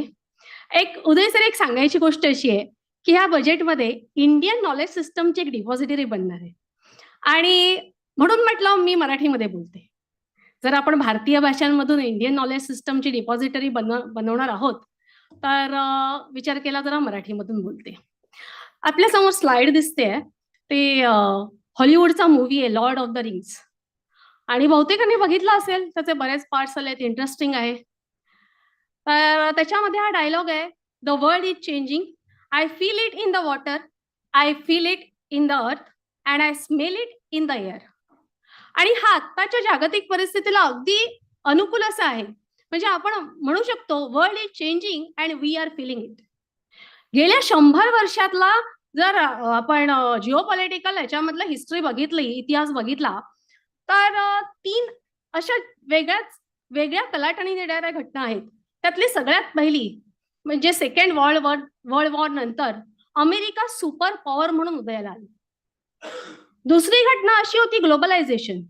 ग्लोबलायझेशन नंतर ग्लोबलायझेशनचे जे काही ट्रेड डील्स केले गेले त्याच्याप्रमाणे सगळ्याच देशांना वेगवेगळ्या प्रकारचे आपले स्वतःचे पॉलिसीज आहेत त्या फ्रेम कराव्या लागल्या. आणि त्याच्यामध्ये सगळ्यात जास्त फायदा कोणाला झाला असेल तर तो अमेरिकेला. अमेरिका सुपर पॉवर म्हणून उदयाला आलेली होतीच, पण ग्लोबलायझेशन नंतर अमेरिकेचं स्थान हे जास्तीत जास्त मजबूत होत गेलं जागतिक राजकारणामध्ये. जागतिक राजकारणामध्ये म्हणण्यापेक्षा पूर्ण जागतिक अर्थकारणामध्ये, कारण दोन्ही एकमेकांशी निगडीत आहेत. आणि त्याचं मुख्य कारण अमेरिकेकडे असलेल्या, फक्त अमेरिका श्रीमंत होती किंवा पैसा होता असं नाही, तर अमेरिकेची मॅन्युफॅक्चरिंग इंडस्ट्री चांगली होती, अमेरिकेचे प्रोडक्ट्स चांगले होते. आपण आज जे ब्रँड्स म्हणतो त्या ब्रँड्सची सुरुवात अमेरिकेमधून झाली. आणि त्याला बरोबरीने एक महत्वाची गोष्ट अशी घडली की जागतिक अर्थकारणासाठी, जागतिक व्यापारासाठी हा डॉलर वापरला जाईल असा करार केला गेला. आणि तिथून अमेरिकेची, आपण म्हणू शकतो, hegemony of America is hegemony of dollar. आणि त्याच्यामुळे अमेरिकेची जी धोरणं आहेत त्या सगळ्याचा परिणाम संपूर्ण जागतिक राजकारणावर आणि जागतिक अर्थकारणावरती होऊ लागला. आणि ह्याच्यानंतर आपण दोन घटना बघितल्या, एक दुसऱ्या महायुद्धानंतरचा अमेरिकेचा सुपर पॉवर म्हणून उदय, त्याच्यानंतर ग्लोबलायझेशन मुळे अमेरिकेची अजून मजबूत झालेली स्थिती, आणि तिसरा महत्वाचा जागतिक अर्थकारणाला कलाटणी देणारी घटना म्हणजे पॅन्डेमिक पिरियड. पॅन्डेमिक मध्ये काही काळासाठी पूर्ण अर्थव्यवस्था थांबलेली होती. त्यावेळेस सगळ्याच देशांना आपल्या पॉलिसीज कशा असाव्यात किंवा कशा असायला पाहिजे त्याची जाणीव झाली.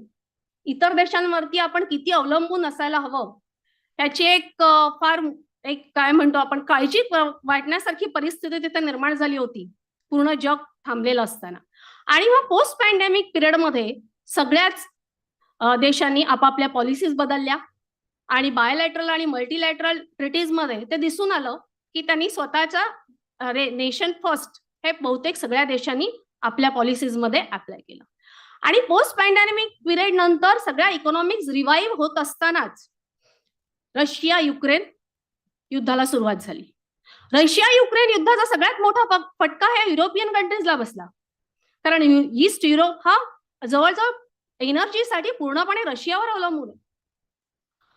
त्याच्यानंतर सुएझ कालवा, तिथे हौती बंडखोरांचा जो काही हैदोस चालू झाला त्याच्यामुळे ग्लोबल सप्लाय चेन डिस्टर्ब झाली.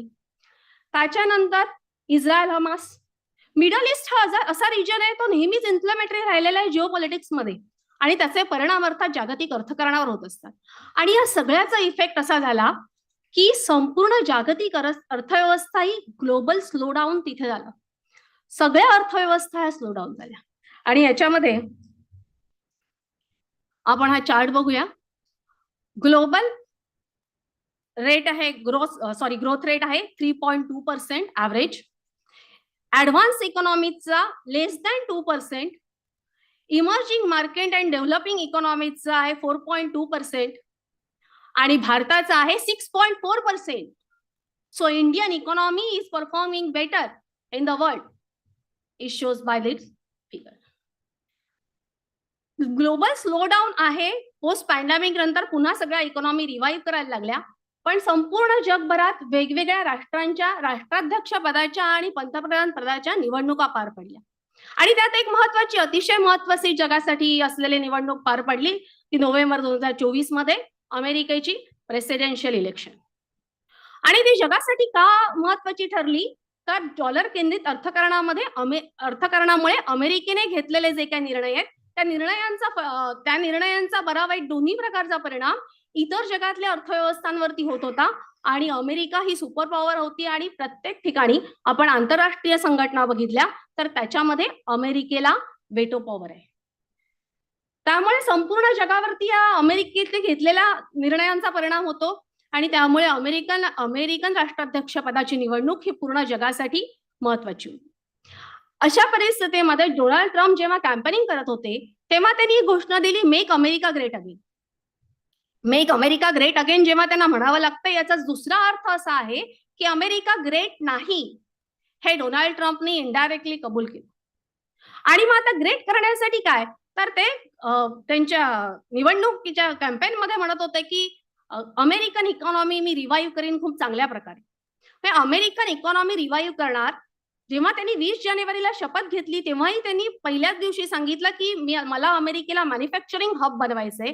म्हणजे आता ट्रम्प यांच्या पॉलिसीज ज्या असतील त्या दृष्टीने असतील आणि याचा परिणाम असा झाला की युएस डॉलर जागतिक युएस डॉलर हा अधिकाधिक स्ट्रॉंग होत गेला इतर करन्सीजच्या तुलनेने. आपल्याला माहिती आहे सगळ्या स्टॉक मार्केटचे स्वतःचे इंडेक्स असतात, इंडायसेस असतात. जसा बॉम्बे स्टॉक एक्सचेंजचा सेन्सेक्स आहे तसा डॉलरचा USDX हा इंडेक्स आहे.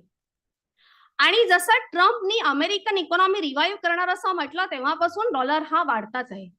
USDX हा 6 बास्केट करन्सीज वरून ठरवला जातो. Underlying assets are 6 basket currencies. आणि जेव्हा डॉलर वाढता राहिला तेव्हा या 6 बास्केट करन्सीज ह्या फॉलोअप व्हायला, त्या पूर्णपणे खाली खाली यायला लागल्या आणि तोच इंडियन रुपीवरती इफेक्ट झाला. आपण जर ओव्हरऑल बघितलं तर मेजर करन्सीज ज्या त्यांच्या व्हॅल्यू ज्या कमी झालेल्या आहेत त्याच्यामध्ये इंडियन रुपी हे सगळ्यात कमी त्याचा डेप्रिसिएशन झालेला आहे. मग याचाच अर्थ आहे की Indian economy is performing better. तिसरा पॅरामीटर आहे फिस्कल डेफिसिट. हा फिस्कल डेफिसिट ऑलरेडी परेशजींनी पण सांगितलं हा कमीच येतो आहे आणि आताचा जो एस्टिमेटेड आहे हा 4.4% आहे. जेव्हा फिस्कल डेफिसिट जास्त असतो तेव्हा ती इकॉनॉमी रिसेशनला फेस करते. हा आजपर्यंतचा अनुभव आहे. त्याच्यामुळे कमी जर फिस्कल डेफिसिट टार्गेट कमी होत चाललंय याचा अर्थ Indian economy is performing better. Actually पुढच्या सगळ्या स्लाइड्स माझ्या इंडियन इकॉनॉमीशी बजेट रिलेटेड आहेत पण मला वाटतं मी त्या स्किप कराव्या कारण पुन्हा तेच सांगणं होईल. आपण एक खूप छान इंटरेस्टिंग गोष्ट बघूया, कन्झम्पशन मल्टिप्लायर. आनंद सरांनी आता सांगितलं 12 लाखापर्यंतचा जो 12 लाखापर्यंतची जी इन्कम आहे त्याच्यावरती टॅक्स लागणार नाहीये.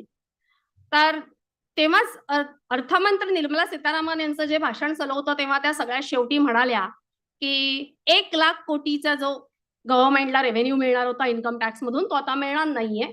12 लाखापर्यंत त्याच्यामध्ये इन्कम टॅक्स नाही म्हटल्यानंतर.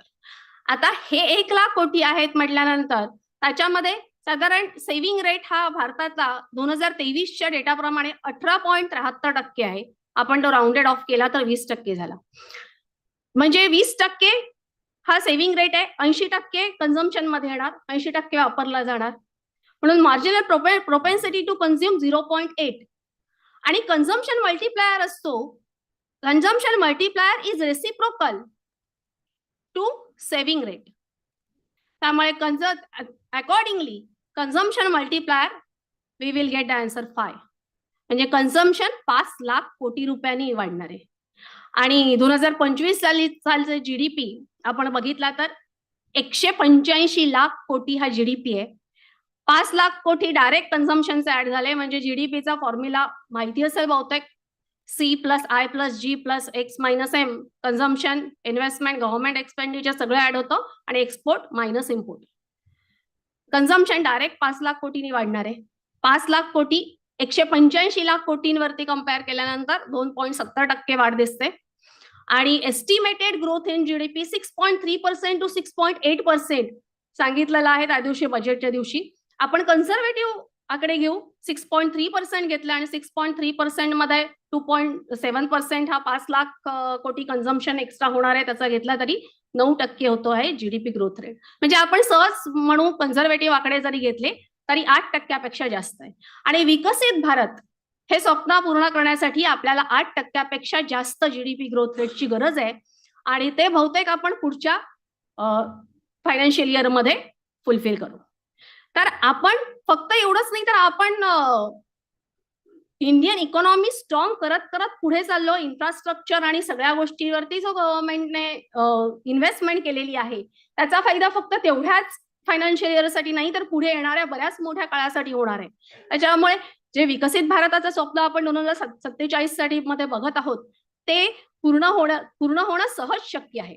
अजून एक जाता गोष्ट मला सांगायची आहे की 2022ला संपूर्ण ग्लोबल अनसर्टन्टीज मध्ये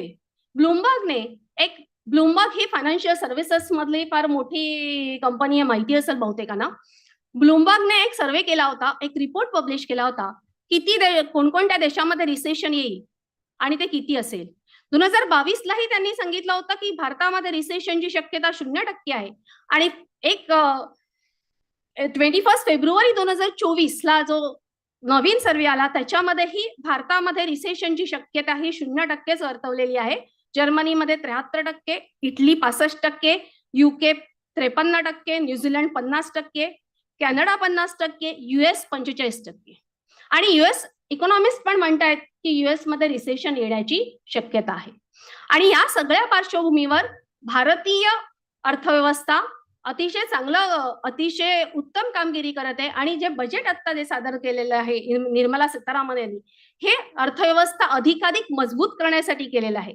मागे एकदा IMF आणि वर्ल्ड बँकच्या 2 वेळा रिपोर्टमध्ये सांगितलं होतं, India is bright spot in the world economy. India is and India will be always bright spot in world economy. Thank you.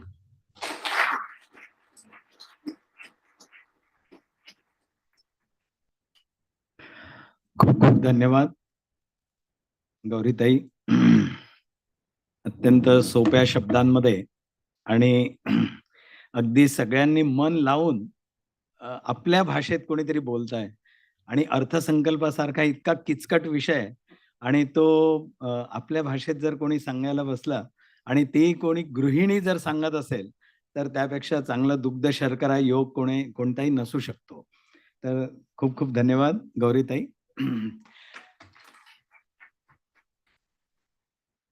स्वदेशी जागरण मंच आता सध्या 12 जानेवारी पासून ते 12 फेब्रुवारी पर्यंत एक डिजिटल हस्ताक्षर अभियान करत आहे. आणि त्याच्या मागची संकल्पना अशी आहे की भारत सरकार व राज्य सरकार या दोघांनीही एक उद्यमिता आयोग स्थापन केलं पाहिजे, एंटरप्रेन्योरशिप कमिशन स्थापन केलं पाहिजे. एक दुसरं, प्रत्येक घरामध्ये स्वदेशी हा विषय गेला पाहिजे. प्रत्येक घराने स्वदेशीचा मंत्र अंगीकार केला पाहिजे. स्वदेशी प्रॉडक्टचा वापर जास्त केला पाहिजे. म्हणून आज जे आपण सगळे आकडेवारी ऐकली आहे तर कदाचित त्या आकडेवारीला जर आपल्याला अजून लवकर भरभर आणि जी काही $30 ट्रिलियन डॉलरची जी इकॉनॉमी आपण बनवायच्या मार्गावर आहोत तर ती झपाट्याने जर आपल्याला अचीव करायची असेल तर आपल्याला सगळ्यांना स्वदेशी अंगीकार केल्याशिवाय पर्याय नाहीये. हे जी काही आता नवीन इकॉनॉमी 4 लाख कोटीचं नवीन कन्झम्पशन वाढणार आहे, 5 लाख कोटीचं जे कन्झम्पशन वाढणार आहे, तर ते जर सगळ्या स्वदेशी इंडस्ट्रीमध्ये आलं तर बहुतेक आपल्या इंडस्ट्रीला खूप मोठा असा बूस्ट मिळेल. आणि स्वदेशी जागरण मंचाचं हेच एक उद्देश आहे की इथल्या वोकल फॉर लोकल जे म्हणतो आहोत आपण, या सगळ्या लोकल इंडस्ट्रीला आपल्याला खूप बूस्ट करण्याची गरज आहे. आणि तेच आजच्या तिन्ही वक्त्यांच्या उद्बोधनामध्ये अधोरेखित झालेलं आहे. त्यामुळे तिन्ही वक्त्यांचे पुढे तर आभार प्रदर्शन होणार आहे, पण मी आत्ताच त्यांचे एक आभार इथे प्रस्तुत करतो.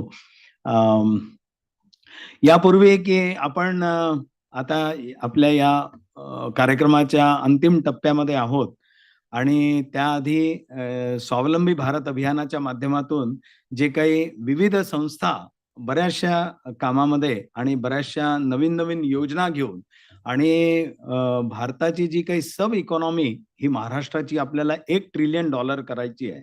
त्यामध्ये अमृत सारखी एक खूपच प्रतिष्ठित अशी एक संस्था कामाला आहे जी खुल्या वर्गाच्या सर्व लोकांना विशेष सवलती देऊन आणि आपल्या इकॉनॉमीला बूस्ट करण्याचा प्रयत्न करते.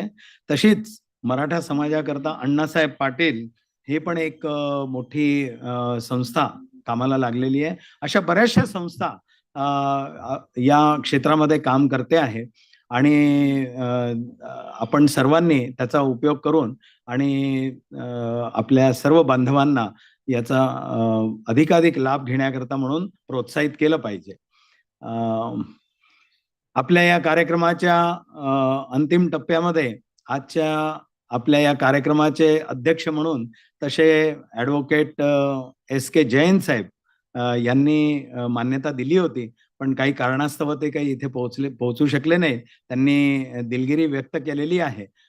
की ते पोहोचू शकत नाहीयेत, पण आपल्या विनंतीला मान देऊन लघुउद्योग भारतीचे महाराष्ट्राचे जनरल सेक्रेटरी श्री भूषण मर्देजी यांनी आजच्या या कार्यक्रमाचं अध्यक्षपद इथे भूषवलं आहे. त्याकरता म्हणून भूषणजींना या अध्यक्षपद भूषवण्याच्या निमित्ताने आपण जरा जोरदार टाळ्यांनी त्यांचं अभिनंदन करूया आणि त्यांना मी विनंती करतो की आजच्या या कार्यक्रमाचा म्हणजे शेवटचा सांगता त्यांनी करावी. त्यानंतर आपण इथे आयुषी चांडक आहे, तर ते आपल्या समोर कल्याण मंत्र म्हणतील, नंतर राष्ट्रगीत होईल आणि आजच्या कार्यक्रमाचं समारोप होईल. Thank you, Prashantji. Respected dais, I think I'll be using mixed language, because I'll be very comfortable then. As he has already told you that, very recently you must have watched that India-England match where the concussion sub was added, Harshit Rana, and he won the match for India, right? I am concussion sub today. The good part is that, see, इकडे सगळे economist बसलेत. तुमच्यामध्ये entrepreneur किती लोक आहेत? How many are entrepreneurs? अरे good upon. No, so there are employees and there are employers. आणि आपलं फेट काय असणार आहे, what will be our fate, they were discussing. Okay, so they have already discussed what was there in budget. But as an entrepreneur, I had been, it's a long journey. If you see after 2014, rather after 1990, when India changed the course of its economy, a lot of policy changes have taken place. But the real-time implementation is started after 2014. That's what I always believe, because I started my journey as an entrepreneur in 1995, and since then I've seen all the changes. It is, let me also make it clear that I was never ever dependent upon what was there in budget. As an entrepreneur, I always believe in rather every entrepreneur believes in his own performance, and only those people succeed who do not wait for the budget to come and what policies budget will be having. ते सगळं सोडून आम्ही आमच्या कामात मग्न असतो आणि त्याच्यामुळे तोच माणूस सक्सेसफुल होतो. सबसिडी आणि बाकी गोष्टीवर कोणी माणूस, कोणताही एंटरप्रेन्योर सक्सेसफुल होऊ शकत नाही. I think everybody would agree to that. See, this last 10 years, this is 11th year of Modi government, and you can see there is a definite direction. There is a different direction. म्हणजे बऱ्याच गोष्टी त्यांनी केलेल्या आहेत आणि you see the economy, how it has progressed. When Modi ji took over, it was like, I think Paresh ji spoke about CGTMSE, that is loan without any collateral. It was started by Atal Bihari Vajpayee ji, and it was only 25 lakhs. Modi ji came and Modi ji said 1 crore straight away. The next year he said 2 crores. Last year only, as a Laghudyog Bharati, we have our Ravindra Vaidyaji on MSME board. In the board meeting, in front of Narayan Rane ji, he said, okay, why this 2 crore is not sufficient, why don't you make it 5 crores? And within next 2 meetings, it was made 5 crores. So that fast the decision making is. You can understand this. And I will give that all credit to Modi ji, of course, but even Mr. Narayan Rane, who immediately took up that matter, and it was conveyed to Modi ji what the industry feels, and it was converted into, CGTMSE loan limits were raised to 5 crores. Yeah, she direct 10 crores. See, this is what a government should be doing, that they should be supporting what we had been lacking as an MSME. Everybody will tell you in every seminar, wherever you will go, they say MSME is a backbone of Indian economy. 40% contribution, 38% contribution, 45% contribution to the exports. All will be said. But what is really done for MSME, that should be actually scrutinized. So on that account, you will see that whatever Modi government has done, it is really commendable. The important part is now they have changed the limits. Everything is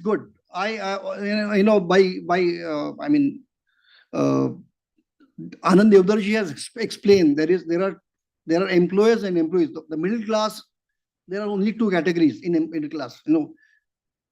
Tax-paying middle class, who are either employers or employees. There are a number of employers, like they say there are 65 million MSMEs in India. Out of these 65 millions, I would say 6 millions are micro. Now it will be more because the limit has gone to 10 crores. So there are as many, like 60 million micro unit, you can say. It's a estimate. It's not I don't know. I mean, where that figure has come from, nobody knows. But every year you see the budget, the government papers, everybody would say it is 60 million, 60 million, 60 million. So I'm saying that it is 60 million. So these are the people who create employment. It was also mentioned that we are the highest employer. If we compare with corporate, 94% employment is generated by us. We are the second largest employer when compared to the farming industry. Okay.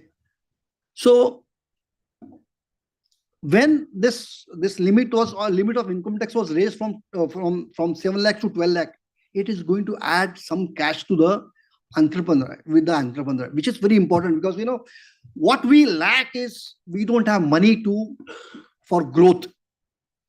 The 60 million small entrepreneurs, micro entrepreneurs, not small, they earn few lakh every year. They create employment for millions. If you take average of them, it can be from 2 to 20, 25, 30, 50 people they employ. So that many employment is generated by the micro. And those people were struggling actually, because they have to run the business, they have to grow, and at the same time they don't have that strength for modernization. They don't have strength to go for new products development, nothing.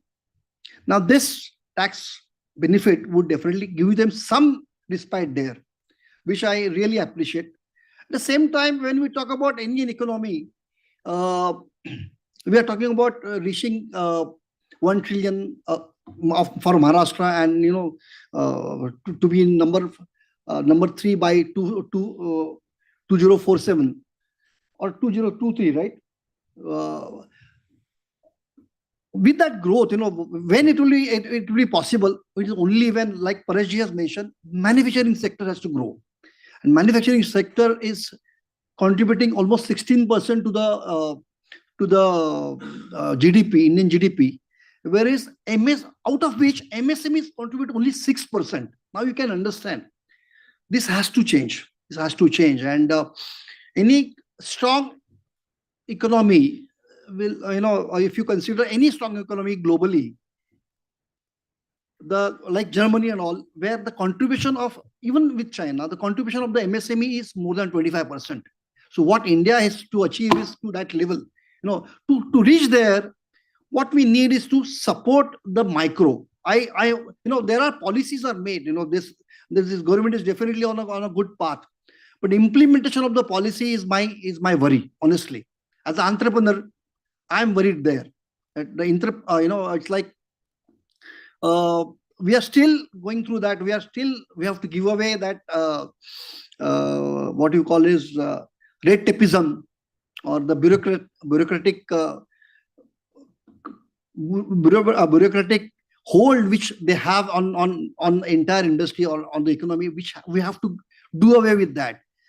Till that, so I'm very hopeful, that Modi government is also they are focused there also. They are trying to give away. They have done a lot of changes. There are so many changes in law, even the labor laws they are changing, but it is a slow process, and I think government will have to look into that to support the micros. And unless they support the micros won't grow, and the growth story will be slow. When the micro will grow to small, and small will grow to medium, and medium will grow to corporate, That is what we are looking for, because, I'll give you a simple example. What I am saying, I don't know if everybody understand this, but today they have raised the limit for the micro, it is of turnover of 10 crore. For medium, for small, it is 100 crore. For medium, it is now 500 crores. So they have officially said that MSMEs will be up to 500 crores. MSMEs is micro, small, and medium enterprises. So globally, take China, take Japan, take your Germany, any country, the MSMEs are, they have turnover of around 2,000 crores or 2,500 crores. With whom we are competing now. You should understand this. So we have to compete their economical strength. Turnover, we lack that, or we miss that point of, strength of economy or strength of turnover. We miss it. We lack there, and that is the reason we need that. We need to grow. All MSMEs need to grow. They have to grow year on year. But for which it is not only about government. It is not only about governance. It is also the onus lies on us as a MSME. Anandji has said that, आता middle class ला 12 लाख रुपये दिले, 12 लाख रुपये पर्यंत दिले, आता middle class ने चांगल्या ठिकाणी खर्च केले पाहिजे. So the 5 लाख कोटी ते आपण इकॉनॉमी मध्ये परत कशा आणायचे अशाबद्दल बोलत असताना ती जबाबदारी त्यांनी, म्हणजे एक प्रकारे one way government has also given responsibility to the middle class कि आपको ये करना है. Similarly, for MSMEs, what government had been doing all these years, MSMEs has to respond. This I always tell my friends, my colleagues, that boss, we have to respond. We have to change our attitude. We have to think for growth, which is lacking till date. And because as a Lagutyuk Bharati's office bearer, we meet so many MSMEs throughout India, throughout Maharashtra, and we saturate very fast. काय करायचंय? कशाला करायचं? बस झालं. And it is not about only you. Your friend will also come. अरे किती कमवणार? These are the common dialogues. We have to come out of this clutches of such negative thought process. आपल्याला याच्यातून बाहेर पडायला लागणार आहे. I think as a whole, when we talk about Nirmala ji, I have seen that lady. I have met her as a commerce minister. I have met her as a finance minister, and she is criticized so much. She's told so much, which she doesn't deserve at all. Absolutely. Because as an entrepreneur, I know what was our condition in 2020 when COVID came to India. Every entrepreneur, be it a profitable company, be it a average company, be it a company which was not doing, everybody was worried. But that was a time when the Modi government and especially Nirmala ji came out with fantastic policies, and they supported us. The interest rate was brought down by providing additional loans. So we were saved. Nobody gives that credit to her, which she really deserves that credit. And since I have grown and I have come to this level where I started reading about reading newspaper and reading the headlines about the finance minister, I don't remember an occasion when whichever finance minister was praised by the public. एक पण अजून एखादा कोणी तुम्ही सांगा, तुम्हाला पण आठवतं का कोणत्या फायनान्स मिनिस्टरला कोणी आजपर्यंत प्रेस केले नाही? कोणी तर काहीतरी कारण काढणार. For this reason or that reason, we will criticize finance minister. But I would always request and always say, Nirmala ji has done wonderful job.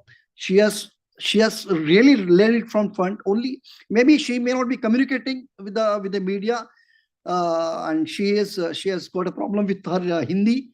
She's taken she's misunderstood many times. But as a finance minister, she has done wonderful job. I think we are on the right path.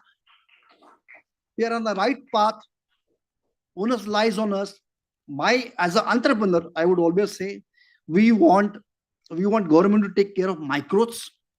There was one thing which was missing, which I always believe that, for R&D, research and development, government has done nothing as of such. They should come out with more schemes for R&D, which is the need of hour. Because if I have to compete with the multinational, I will have to increase my strength there. I cannot keep cribbing that, these companies, their strength is that their turnover is 2,500 crores, my turnover is 50 crores, or my turnover is 100 crores. They're so big that 50 times big, that 20 times big. I can't keep cribbing. So I have to build my strength. To build my strength, if you want Indian MSMEs or Indian manufacturing companies to do better, we'll have to focus on the R&D. And there, I think government needs to do something. As a Laghu Udyog Bharati, we will definitely try to, we keep on doing advocacy. We will keep proposing on this. Anyway, in a whole, I was, as I told you, I was feeling like, there is a golf. If you see the golf club, there is a person called caddy who carries bag with the golf, all those golf rackets and all. I was like that, I was sitting there and I was feeling like that. And नंतर मला कळलं की I am a concussion sub. So I have done. I think I have tried to give that justice to as a sub here. Thank you very much.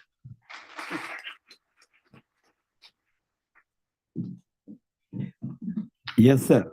You have definitely done justice. Thank you so much. I was just receiving the messages. Saying is that सब कुछ हो गया, लेकिन हमको हमारे मन में भी कुछ प्रश्न चल रहे हैं.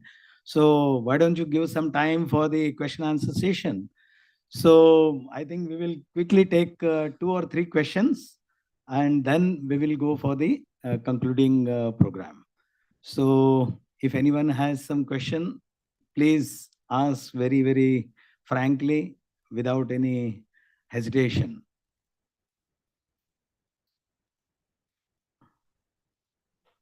Yes, please. Pai sir is there. Shankar Pai ji.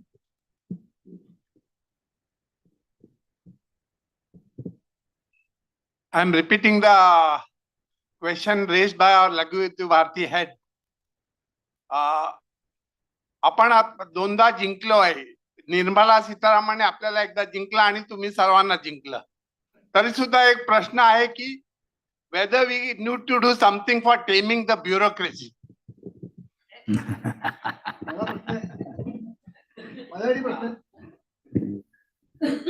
He need of our आहे.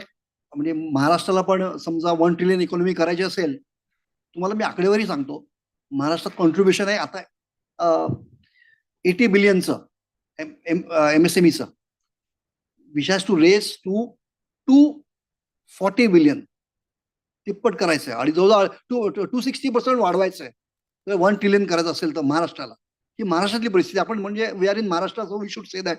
पण खरोखर गरज आहे, कारण ब्युरोक्रेसीचा वारू हा उधळलेला आहे. त्याला टेम डाऊन करण्याची गरज आहे महाराष्ट्रात पण आणि देशभर पण. कारण मी जीएसटीचे प्रकरण बघतो, एन्व्हायरमेंटचे प्रकरण बघतो, फॅक्टरी MIDC सगळं बघतो. त्याच्यामध्ये सगळीकडे हेच दिसते आपल्याला की आता गरज आहे. पण तुम्हाला आश्वासक सांगतो तुम्हाला की देवेंद्रजी, सी मी त्यांचा फॅन आहे. ॲज अ CM कोणत्या पार्टीचे आहेत आय डोंट केअर. ओके, मला त्याच्यापेक्षा, कारण मी कोणत्या विचारायचा ह्याचा हा इकडे महत्वाचा मुद्दा नाही. पण Devendraji understands this well and I am hopeful that in next 1 year's time will see the difference.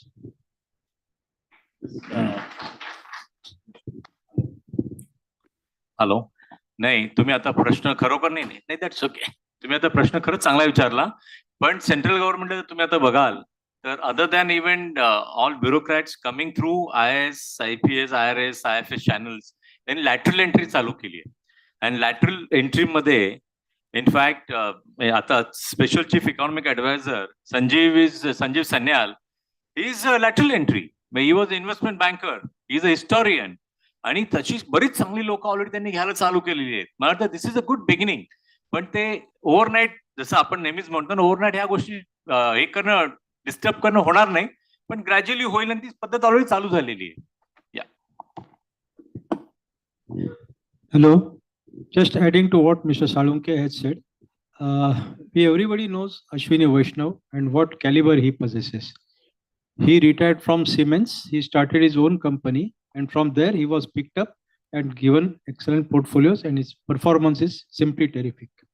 So this is the way Modi government has been introducing lateral entries and making them ministers and at high places. They have been performing very well according to the expectations.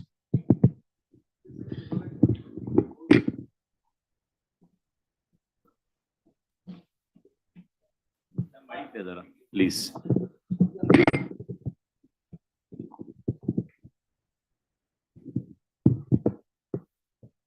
I have had the benefit of appearing in a few matters.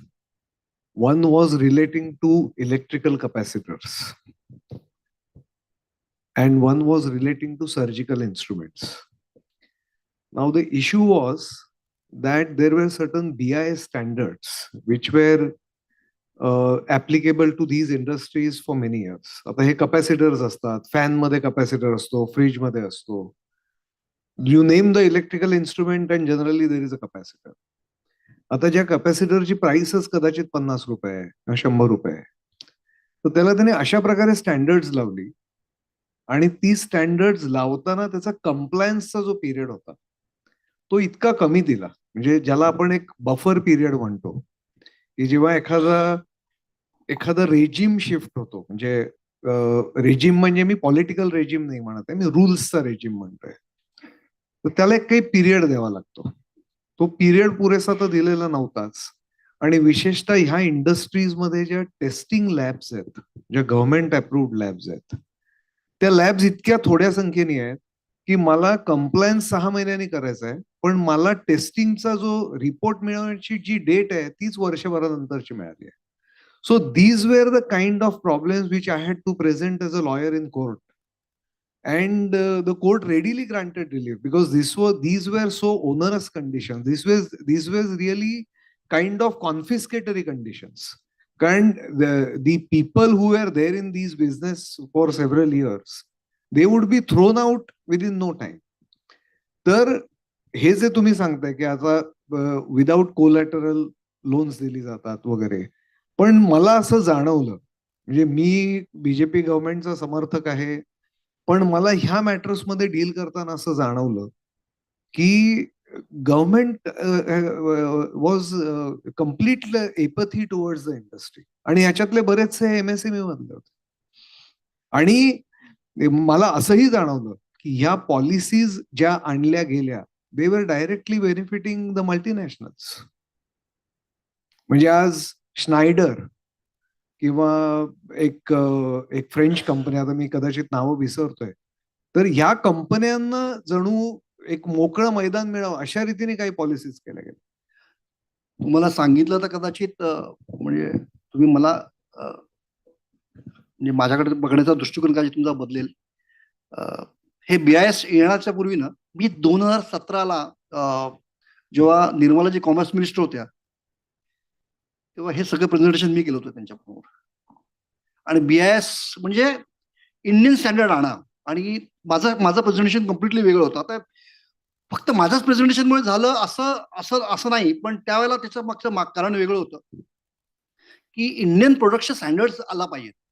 माझं म्हणणं, मी ज्या प्रकारे present केलं होतं की Indian प्रोडक्ट्सना तुम्ही सर्टिफिकेशनसाठी आणा, lab उभ्या करा. प्रत्येक इंडस्ट्रीची एक बॉडी असते, प्रत्येक इंडस्ट्रीची, मॅन्युफॅक्चरिंग इंडस्ट्रीची बॉडी असते, तर त्यांच्यामधनं तुम्ही एक्सपर्ट्स घ्या, अकॅडमीकडून एक्सपर्ट घ्या, आणि त्यांच्याकडून एक बॉडी उभी करून तुम्ही सर्टिफिकेशन स्टँडर्ड्स, प्रोडक्ट स्टँडर्ड्स तयार करा, आणि प्रोडक्ट स्टँडर्ड्स तयार करून त्याच्यामधून तुम्ही सर्टिफिकेशनसाठी लॅब उभ्या करा. तो एक बिझनेस तयार होईल, एक नवीन बिझनेस तयार होईल लॅबचा, आणि सगळ्यांना म्हणजे इथे त्यांना टेस्ट करायला सांगा प्रॉब्लेम. आणि त्याचा उपयोग कशासाठी होणार होता, तर तुम्ही चायनामधून जे डंप होते आमच्याकडे, तर त्याला नॉन टॅरिफ बॅरियर म्हणून त्याला वापरा आणि त्याला अडवा तिकडे, आणि त्याला इंडियाकडून करून, जसं मला चायनामध्ये विकायचं आहे, मला ऑस्ट्रेलियात विकायचं आहे, मला कुठेही विकायचं आहे, मला तिथल्या त्या देशाच्या स्टँडर्ड प्रमाणे सर्टिफिकेशन करावं लागतं. That was a thought process, आणि मी ते 2दा प्रेझेंट केलं त्यांच्यासमोर. दुर्दैवाने आपल्याकडे मगाशीच मी म्हटलं ना, अधिकारी वर्ग आहे ना, अधिकारी वर्ग मग ह्याच्यातनं त्यांचे दे आर स्मार्टर दॅन अस, म्हणजे त्यांची लिगसी फार मोठी आहे अधिकाऱ्यांची, ब्युरोक्रेसीची, आणि त्याच्यामधून हा झालेला घोळ आहे. ऍक्च्युली असं अपेक्षितच नाहीये. तुम्ही स्टँडर्ड, आमचं एवढंच म्हणणं होतं की तुम्ही प्रोडक्टचा स्टँडर्ड तुम्ही द्या, quality 1, quality 2, quality 3, quality 4, what ever, certify करून द्या, आणि त्या सर्टिफिकेशनसाठी इंडियन लॅब उभ्या करा. ते एक यंत्रणा उभी केली, त्याच्यामधून तुम्हाला कमी स्वस्तात झालं पाहिजे. It should be a very cost effective thing. Like I will tell you example, मी ज्या इंडस्ट्रीमध्ये काम करतो, मला एक फायर डॅम्पर म्हणून माझा आहे, तो प्रोडक्ट सर्टिफाय करायला 40 लाख रुपये खर्च झाले. एक सिंगल प्रोडक्ट 40 लाख रुपये. कोणाची ताकद आहे? पण इंटरनॅशनल मला अमेरिकेत जाऊन सर्टिफाय करायला लागलं ते. तुम्ही म्हटलं इकडे करा असं म्हटलं होतं. तर हे करताना ह्यांनी काय केलं, ह्यांनी काही म्हणजे आपण सांगितलंय काय, रेसिपी दिली काय, त्यातला मसाला काढला का, त्यांनी स्वतःचा मसाला टाकला आणि असं चाललंय. ह्याच्यावर खरोखर ही गरज आहे. म्हणून मी मगाशी म्हटलं की अधिकाऱ्यांना अजूनही कंट्रोलमध्ये आणण्याची गरज आहे. गव्हर्नमेंटच्या पॉलिसी चांगल्या आहेत, पण गव्हर्नन्स ह्या बाबतीत आपल्याला करावं लागणार आहे. आणि अपेक्षा अशी होती की तुम्ही सर्टिफिकेशन द्या, let the buyer decide what they want to buy, की त्याला क्लास 1 पाहिजे, क्लास 2 पाहिजे, क्लास 3 पाहिजे, वाट ते ना डिसाईड करू द्या. तुम्ही कंपल्शन आणू नका. पण याच्यामध्ये मल्टीनॅशनल्स नाही नुसत्या, इंडियातल्या मोठ्या कॉर्पोरेट्सनी पण याच्यात हात धुवून घेतले. दुर्दैवाने अजून ह्याच्यावर काम होणं गरजेचं आहे. होईल, आम्ही प्रेझेंटेशन सारखं करत राहतो, सरकारपर्यंत जातो परत परत. आमचं काम ऍडव्होकसीच आहे, आमचं काम गव्हर्नमेंट चालवायचं नाही आहे. त्यामुळे लघुउद्योग भारती प्रयत्न करत असते वर्षभर. खूप चांगला प्रयत्न करते लघुउद्योग भारती. धन्यवाद. आपल्यामध्ये श्री अनिल गचकेजी स्वदेशी जागरण मंचाचे खूप सिनियर आणि वरिष्ठ कार्यकर्ते आहेत आणि राष्ट्रीय परिषदेमध्ये ते सदस्य म्हणून पण बरेच वर्ष होते. तर ते पण कदाचित यावर थोडा प्रकाश संक्षेपमध्ये. ॲडव्होकेट जोगळेकर आपण बोललात आणि भूषण मर्दानी पण त्याला सपोर्ट दिलं. ब्युरो ऑफ इंडियन स्टँडर्डच्या 5 इलेक्ट्रिकल विषयाच्या कमिटीमध्ये मी आहे. आणि हा तुम्ही जो निर्णय सांगताय की अगदी शॉर्ट पिरियडमध्ये तो BIS कायदा लागू केला आणि त्याची खरोखरच जरूर होती. भूषण मर्दानी त्याचा रेफरन्स दिला. त्यावेळेला चायनावरनं एवढी भरमार डम्पिंग चालू होतं इथे आणि ते थांबवायचं कसं, कारण त्याचं लाईफ जे काय प्रॉडक्ट यायची ती प्रॉडक्ट घेतल्यानंतर एक 6 महिन्याच्या आतमध्ये ती फेल व्हायची. मग अशा वेळेला घातलेले पैसे जे होते त्या कस्टमरने किंवा त्या ऑर्गनायझेशननी, कंपनीनी, ते फुकट जायचे. आणि ह्याकरता आम्ही तोच कायदा, मी त्याच्यात एक सपोर्टिव्ह आहे. हे कारण आहे त्याला की हा कायदा ताबडतोब लागू करा म्हणून आम्ही जो टाइम पिरियड दिला तो पहिल्यांदा 6 महिने दिला आणि नंतर मग 1 वर्षाचा दिला. आणि 1 वर्षाच्या आत मात्र सगळं इम्पोर्ट, हे सबस्टँडर्ड इम्पोर्ट जे होतं ते बॅन झालं. धन्यवाद. 1 मिनिट.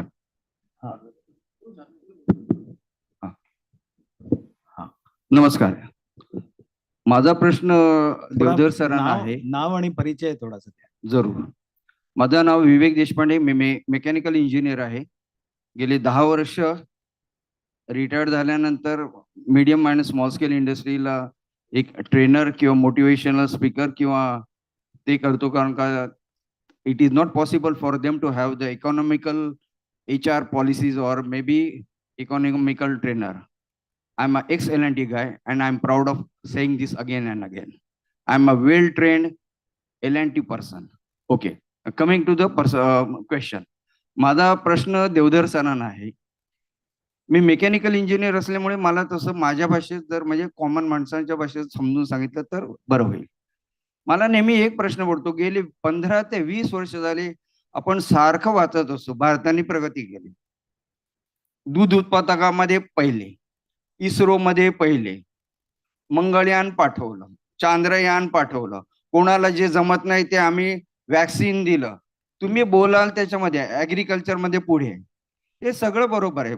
जसं एखाद्या गोष्टीचं एक परिमाण असतं, जसं ब्लड प्रेशरचं असतं किंवा कुठल्याही गोष्टीचं असतं, त्यापैकी एक परिमाणापैकी एक आहे GDP. तसंच आहे what is the rupee rate with respect to dollar. माझ्या म्हणण्याप्रमाणे गेलेच काही वर्ष 64 रुपयापासून आता तो 80च्या आसपास आहे. हे मला समजत नाही, समजावून सांगितलं तर बरं पडेल. ऍक्च्युली तुमचा जो प्रश्न आहे तो गौरीनी सांगायला पाहिजे, she is foreign currency expert. तरी पण मी सांगतो की मगाशी तिने सांगितलं की डॉलर स्ट्रॉंग होतोय आणि एंटायर करन्सी, जगातल्या अनेक करन्सीज वीक होत आहेत डॉलरच्या अगेन्स्ट. इंडियाची करन्सी लिस्ट खाली आलेली आहे. याचा अर्थ आपल्यामध्ये इंट्रिन्सिक काहीतरी आहे आपल्या इकॉनॉमीमध्ये, त्यामुळे आपला रुपया आज 86-87 पर्यंत आहे, नाहीतर तो 100 क्रॉस करून गेला असता. याची कारणं जी आहेत ती वेगवेगळी आहेत आणि त्यातल्या काही कारणांवरती गौरी प्रकाश टाकू शकेल.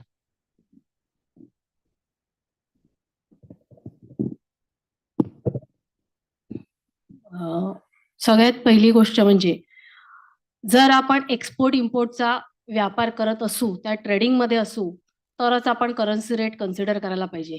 सर्वसामान्य भारतीय नागरिक म्हणून करन्सी रेटचा आपल्याला संबंध येतो आपल्याशी असं मला अजिबात वाटत नाही. आणि करन्सी रेटवरती कोणती इकॉनॉमी ॲडव्हान्स इकॉनॉमी ठरली जात नाही. तुम्ही सहज गुगल सर्च करा, जपानचा करन्सी रेट काय आहे, जपानने तो किती वेळा डेप्रिशिएट केला, कधीपासून डेप्रिशिएट केला. जेव्हा जपानने पहिल्यांदा करन्सी रेट डेप्रिशिएट केला तेव्हा मी नाव विसरले त्या अमेरिकन यांचं, नाही रुझवेल्ट नाही, sorry I forgot that name. त्यांनी सरळ स्पष्टच सांगितलं होतं की खूप छान केलं जपानने करन्सी रेट डेप्रिशिएट केला. आपण त्यांना काय देणार आहे, ते आपल्याला तर प्रोडक्ट्स देणार आहेत, आपण त्यांना फक्त डॉलर्स देणार आहे आणि आपल्याला डॉलर्स छापायची तर काहीच किंमत पडत नाही. आपण इथे प्रिंट करायचे आणि डॉलर त्यांना द्यायचे. त्याच्याबद्दल जपान आपल्याला वेगवेगळ्या प्रकारचे प्रोडक्ट्स देणार आहे आणि ते आपण वापरणार आहोत. आणि जपान आपल्या डॉलरचं काहीच करू शकत नाही, ते खाऊ शकत नाहीत, ते अंगात कपडे म्हणून वापरू शकत नाहीत. आपण वाटेल तसे डॉलर छापू शकतो.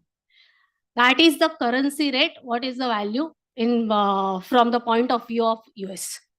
प्रत्येक जण एक्सपोर्टसाठी आपलं करन्सी डिप्रिशिएट करतं, कारण ज्या इकॉनॉमीजने एक्सपोर्ट ओरिएंटेड इकॉनॉमी एक्सेप्ट केलेली आहे. पण जपानचा करन्सी रेट सगळ्यात कमी असूनही जपान ॲडव्हान्स इकॉनॉमीज मध्ये जाते. त्यामुळे करन्सी रेटवरती इकॉनॉमी किती ॲडव्हान्स आहे आणि नाही याचं हे होत नाही, ठरत नाही. वेगवेगळे इकॉनॉमिक पॅरामीटर आहेत. आता जर मगाशी मी म्हटलं जसं भारताची करन्सी सगळ्यात कमी डेप्रिशिएट झालेली आहे आता रिसेंट जिओ पॉलिटिकल कंडिशन मध्ये. त्याचं एक सगळ्यात महत्वाचं कारण आहे की भारताचा जो इन्फ्लेशन रेट आहे तो कंट्रोल करण्यामध्ये RBI आणि गव्हर्नमेंट ऑफ इंडिया यशस्वी झालेली आहे. भारत हा असा देश आहे की आपल्या देशामध्ये काही जणांना आठवतही असेल, डबल डिजिट इन्फ्लेशन भारताने बघितलेलं आहे. आणि आता ते आपण इतकं कंट्रोलमध्ये आणलेलं आहे, त्याचाच परिणाम हा झालाय की करन्सी जास्त डेप्रिशिएट झालेली नाही. माझ्या मते 91 मध्ये ज्यावेळी मनमोहन सिंग अर्थमंत्री झाले, नरसिंहराव पंतप्रधान होते, त्यावेळी 2 वेळा करन्सी आपली डिव्हॅल्यू केली होती. त्याच्यानंतर मला नाही आठवत आपण आपली करन्सी डिव्हॅल्यू केली. करेक्ट मी इफ आय एम रॉंग. नाही केली ना तेव्हापासून. सो जस्ट बिकॉज आवर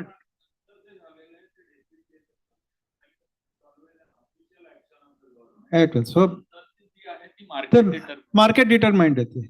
पण गव्हर्नमेंटनी ते रेकॉग्नाइज करून ऑफिशियली करन्सी डिव्हॅल्यू केली होती and that was the need of the hour which was done. So Rao and Manmohan Singh has to be lauded for that. आज तशी परिस्थिती आहे असं मला वाटत नाही. म्हणजे अगदी 86, 87, 90 जरी झाला तरी as I am been telling everybody for last 1 year our economy is reasonably insulated against the shocks of the world trade.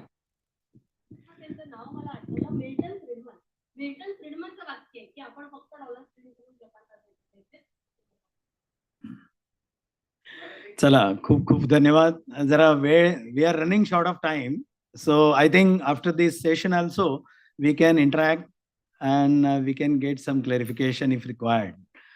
So I think we will conclude this program. I would request Shri Kishore Aswani ji, our Konkan Pranta Sanyojak, to come forward and deliver the vote of thanks. Thereafter, Ayushi Chandak will come here and she will recite the Kalyan Mantra, and then we all put together will recite the national anthem. बहुत heavy हो गया आज. सबसे पहले V school का हृदय से धन्यवाद, आभार. ये हर साल का almost last few years we are having this budget session, power pack budget session along with we school and Swadeshi Jagran मंच. पावर पैक क्यों है? क्योंकि यहाँ पर आंकड़े और उसका नेशनल इम्पैक्ट और अच्छा इम्पैक्ट, स्वदेशी का इम्पैक्ट, उसके ऊपर भी चर्चा होती है जो बाकी सब जगह नहीं होती. डॉक्टर अपना एडवोकेट SK जैन का हृदय से आभार. डॉक्टर उदय सालुंखे जी, उनका भी हृदय से आभार. कार्यक्रम के साथ, वेन्यू के साथ उन्होंने अपना भी मार्गदर्शन दिया हमको. उसके बाद श्री आनंद देवधर जी का हृदय से आभार, उनका अच्छा मार्गदर्शन मिला। श्री परेश पारे जी का भी हृदय से आभार, उन्होंने जो जिस तरह से आंकड़े दिए और बताया एकदम अप्रतिम था। और प्रोफेसर गौरी पिंपले जी, उन्होंने भी जिस तरह से मार्गदर्शन किया, उनका भी हृदय से आभार। उसके बाद वी स्कूल की सारी टीम, सारा एडमिनिस्ट्रेशन जो इतना प्रोफेशनल कार्यक्रम अरेंज करते हैं, केवल बजट का ही नहीं, उनका हमारे स्वदेशी जागरण मंच के साथ जैसे एंटरप्रेन्योरशिप डेवलपमेंट प्रोग्राम्स होते हैं, वो भी काफ़ी साल में उनका सहभाग होता है, सहकार्य होता है, उसके लिए भी उनका हृदय से आभार। और आप सभी का भी हृदय से आभार जो ये कार्यक्रम देखने अपना समय निकाल के आए। खूब धन्यवाद।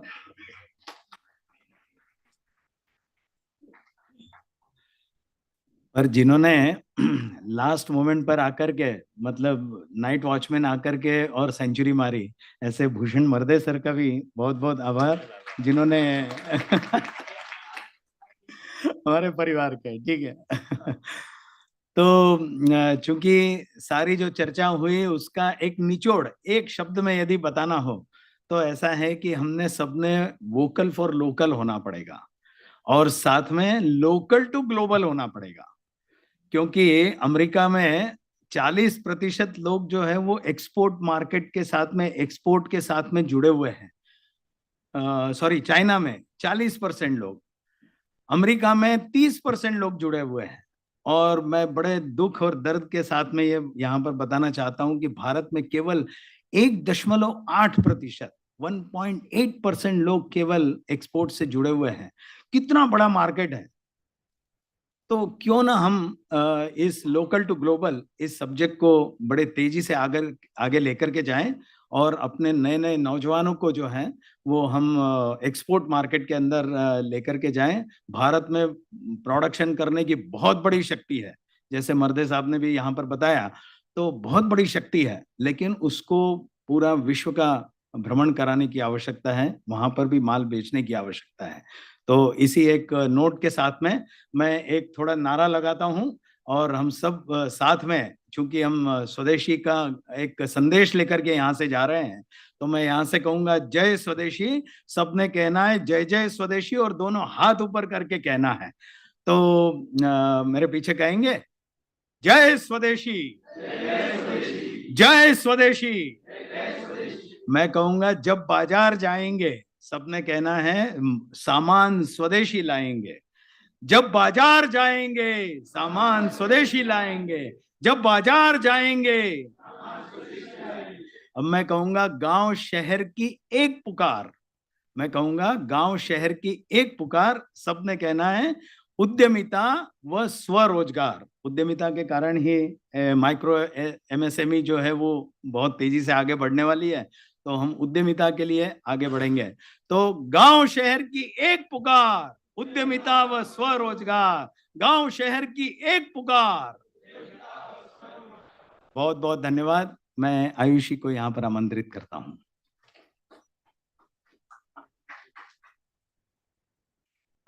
कल्याण मंत्र। ओम सर्वे भवन्तु सुखिनः, सर्वे सन्तु निरामया, सर्वे भद्राणि पश्यन्तु, मा कश्चित् दुःखभाग् भवेत्। ओम शांति शांति शांति।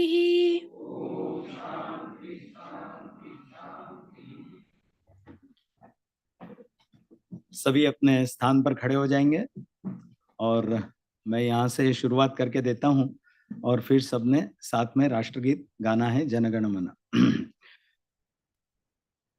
राष्ट्रगीत प्रारंभ करेंगे। प्रारंभ कर। जनगण मन अधिनायक जय है, भारत भाग्य विधाता। पंजाब सिंध गुजरात मराठा द्राविड़ उत्कल बंगा, विंध्य हिमाचल यमुना गंगा उच्छल जलधि तरंगा।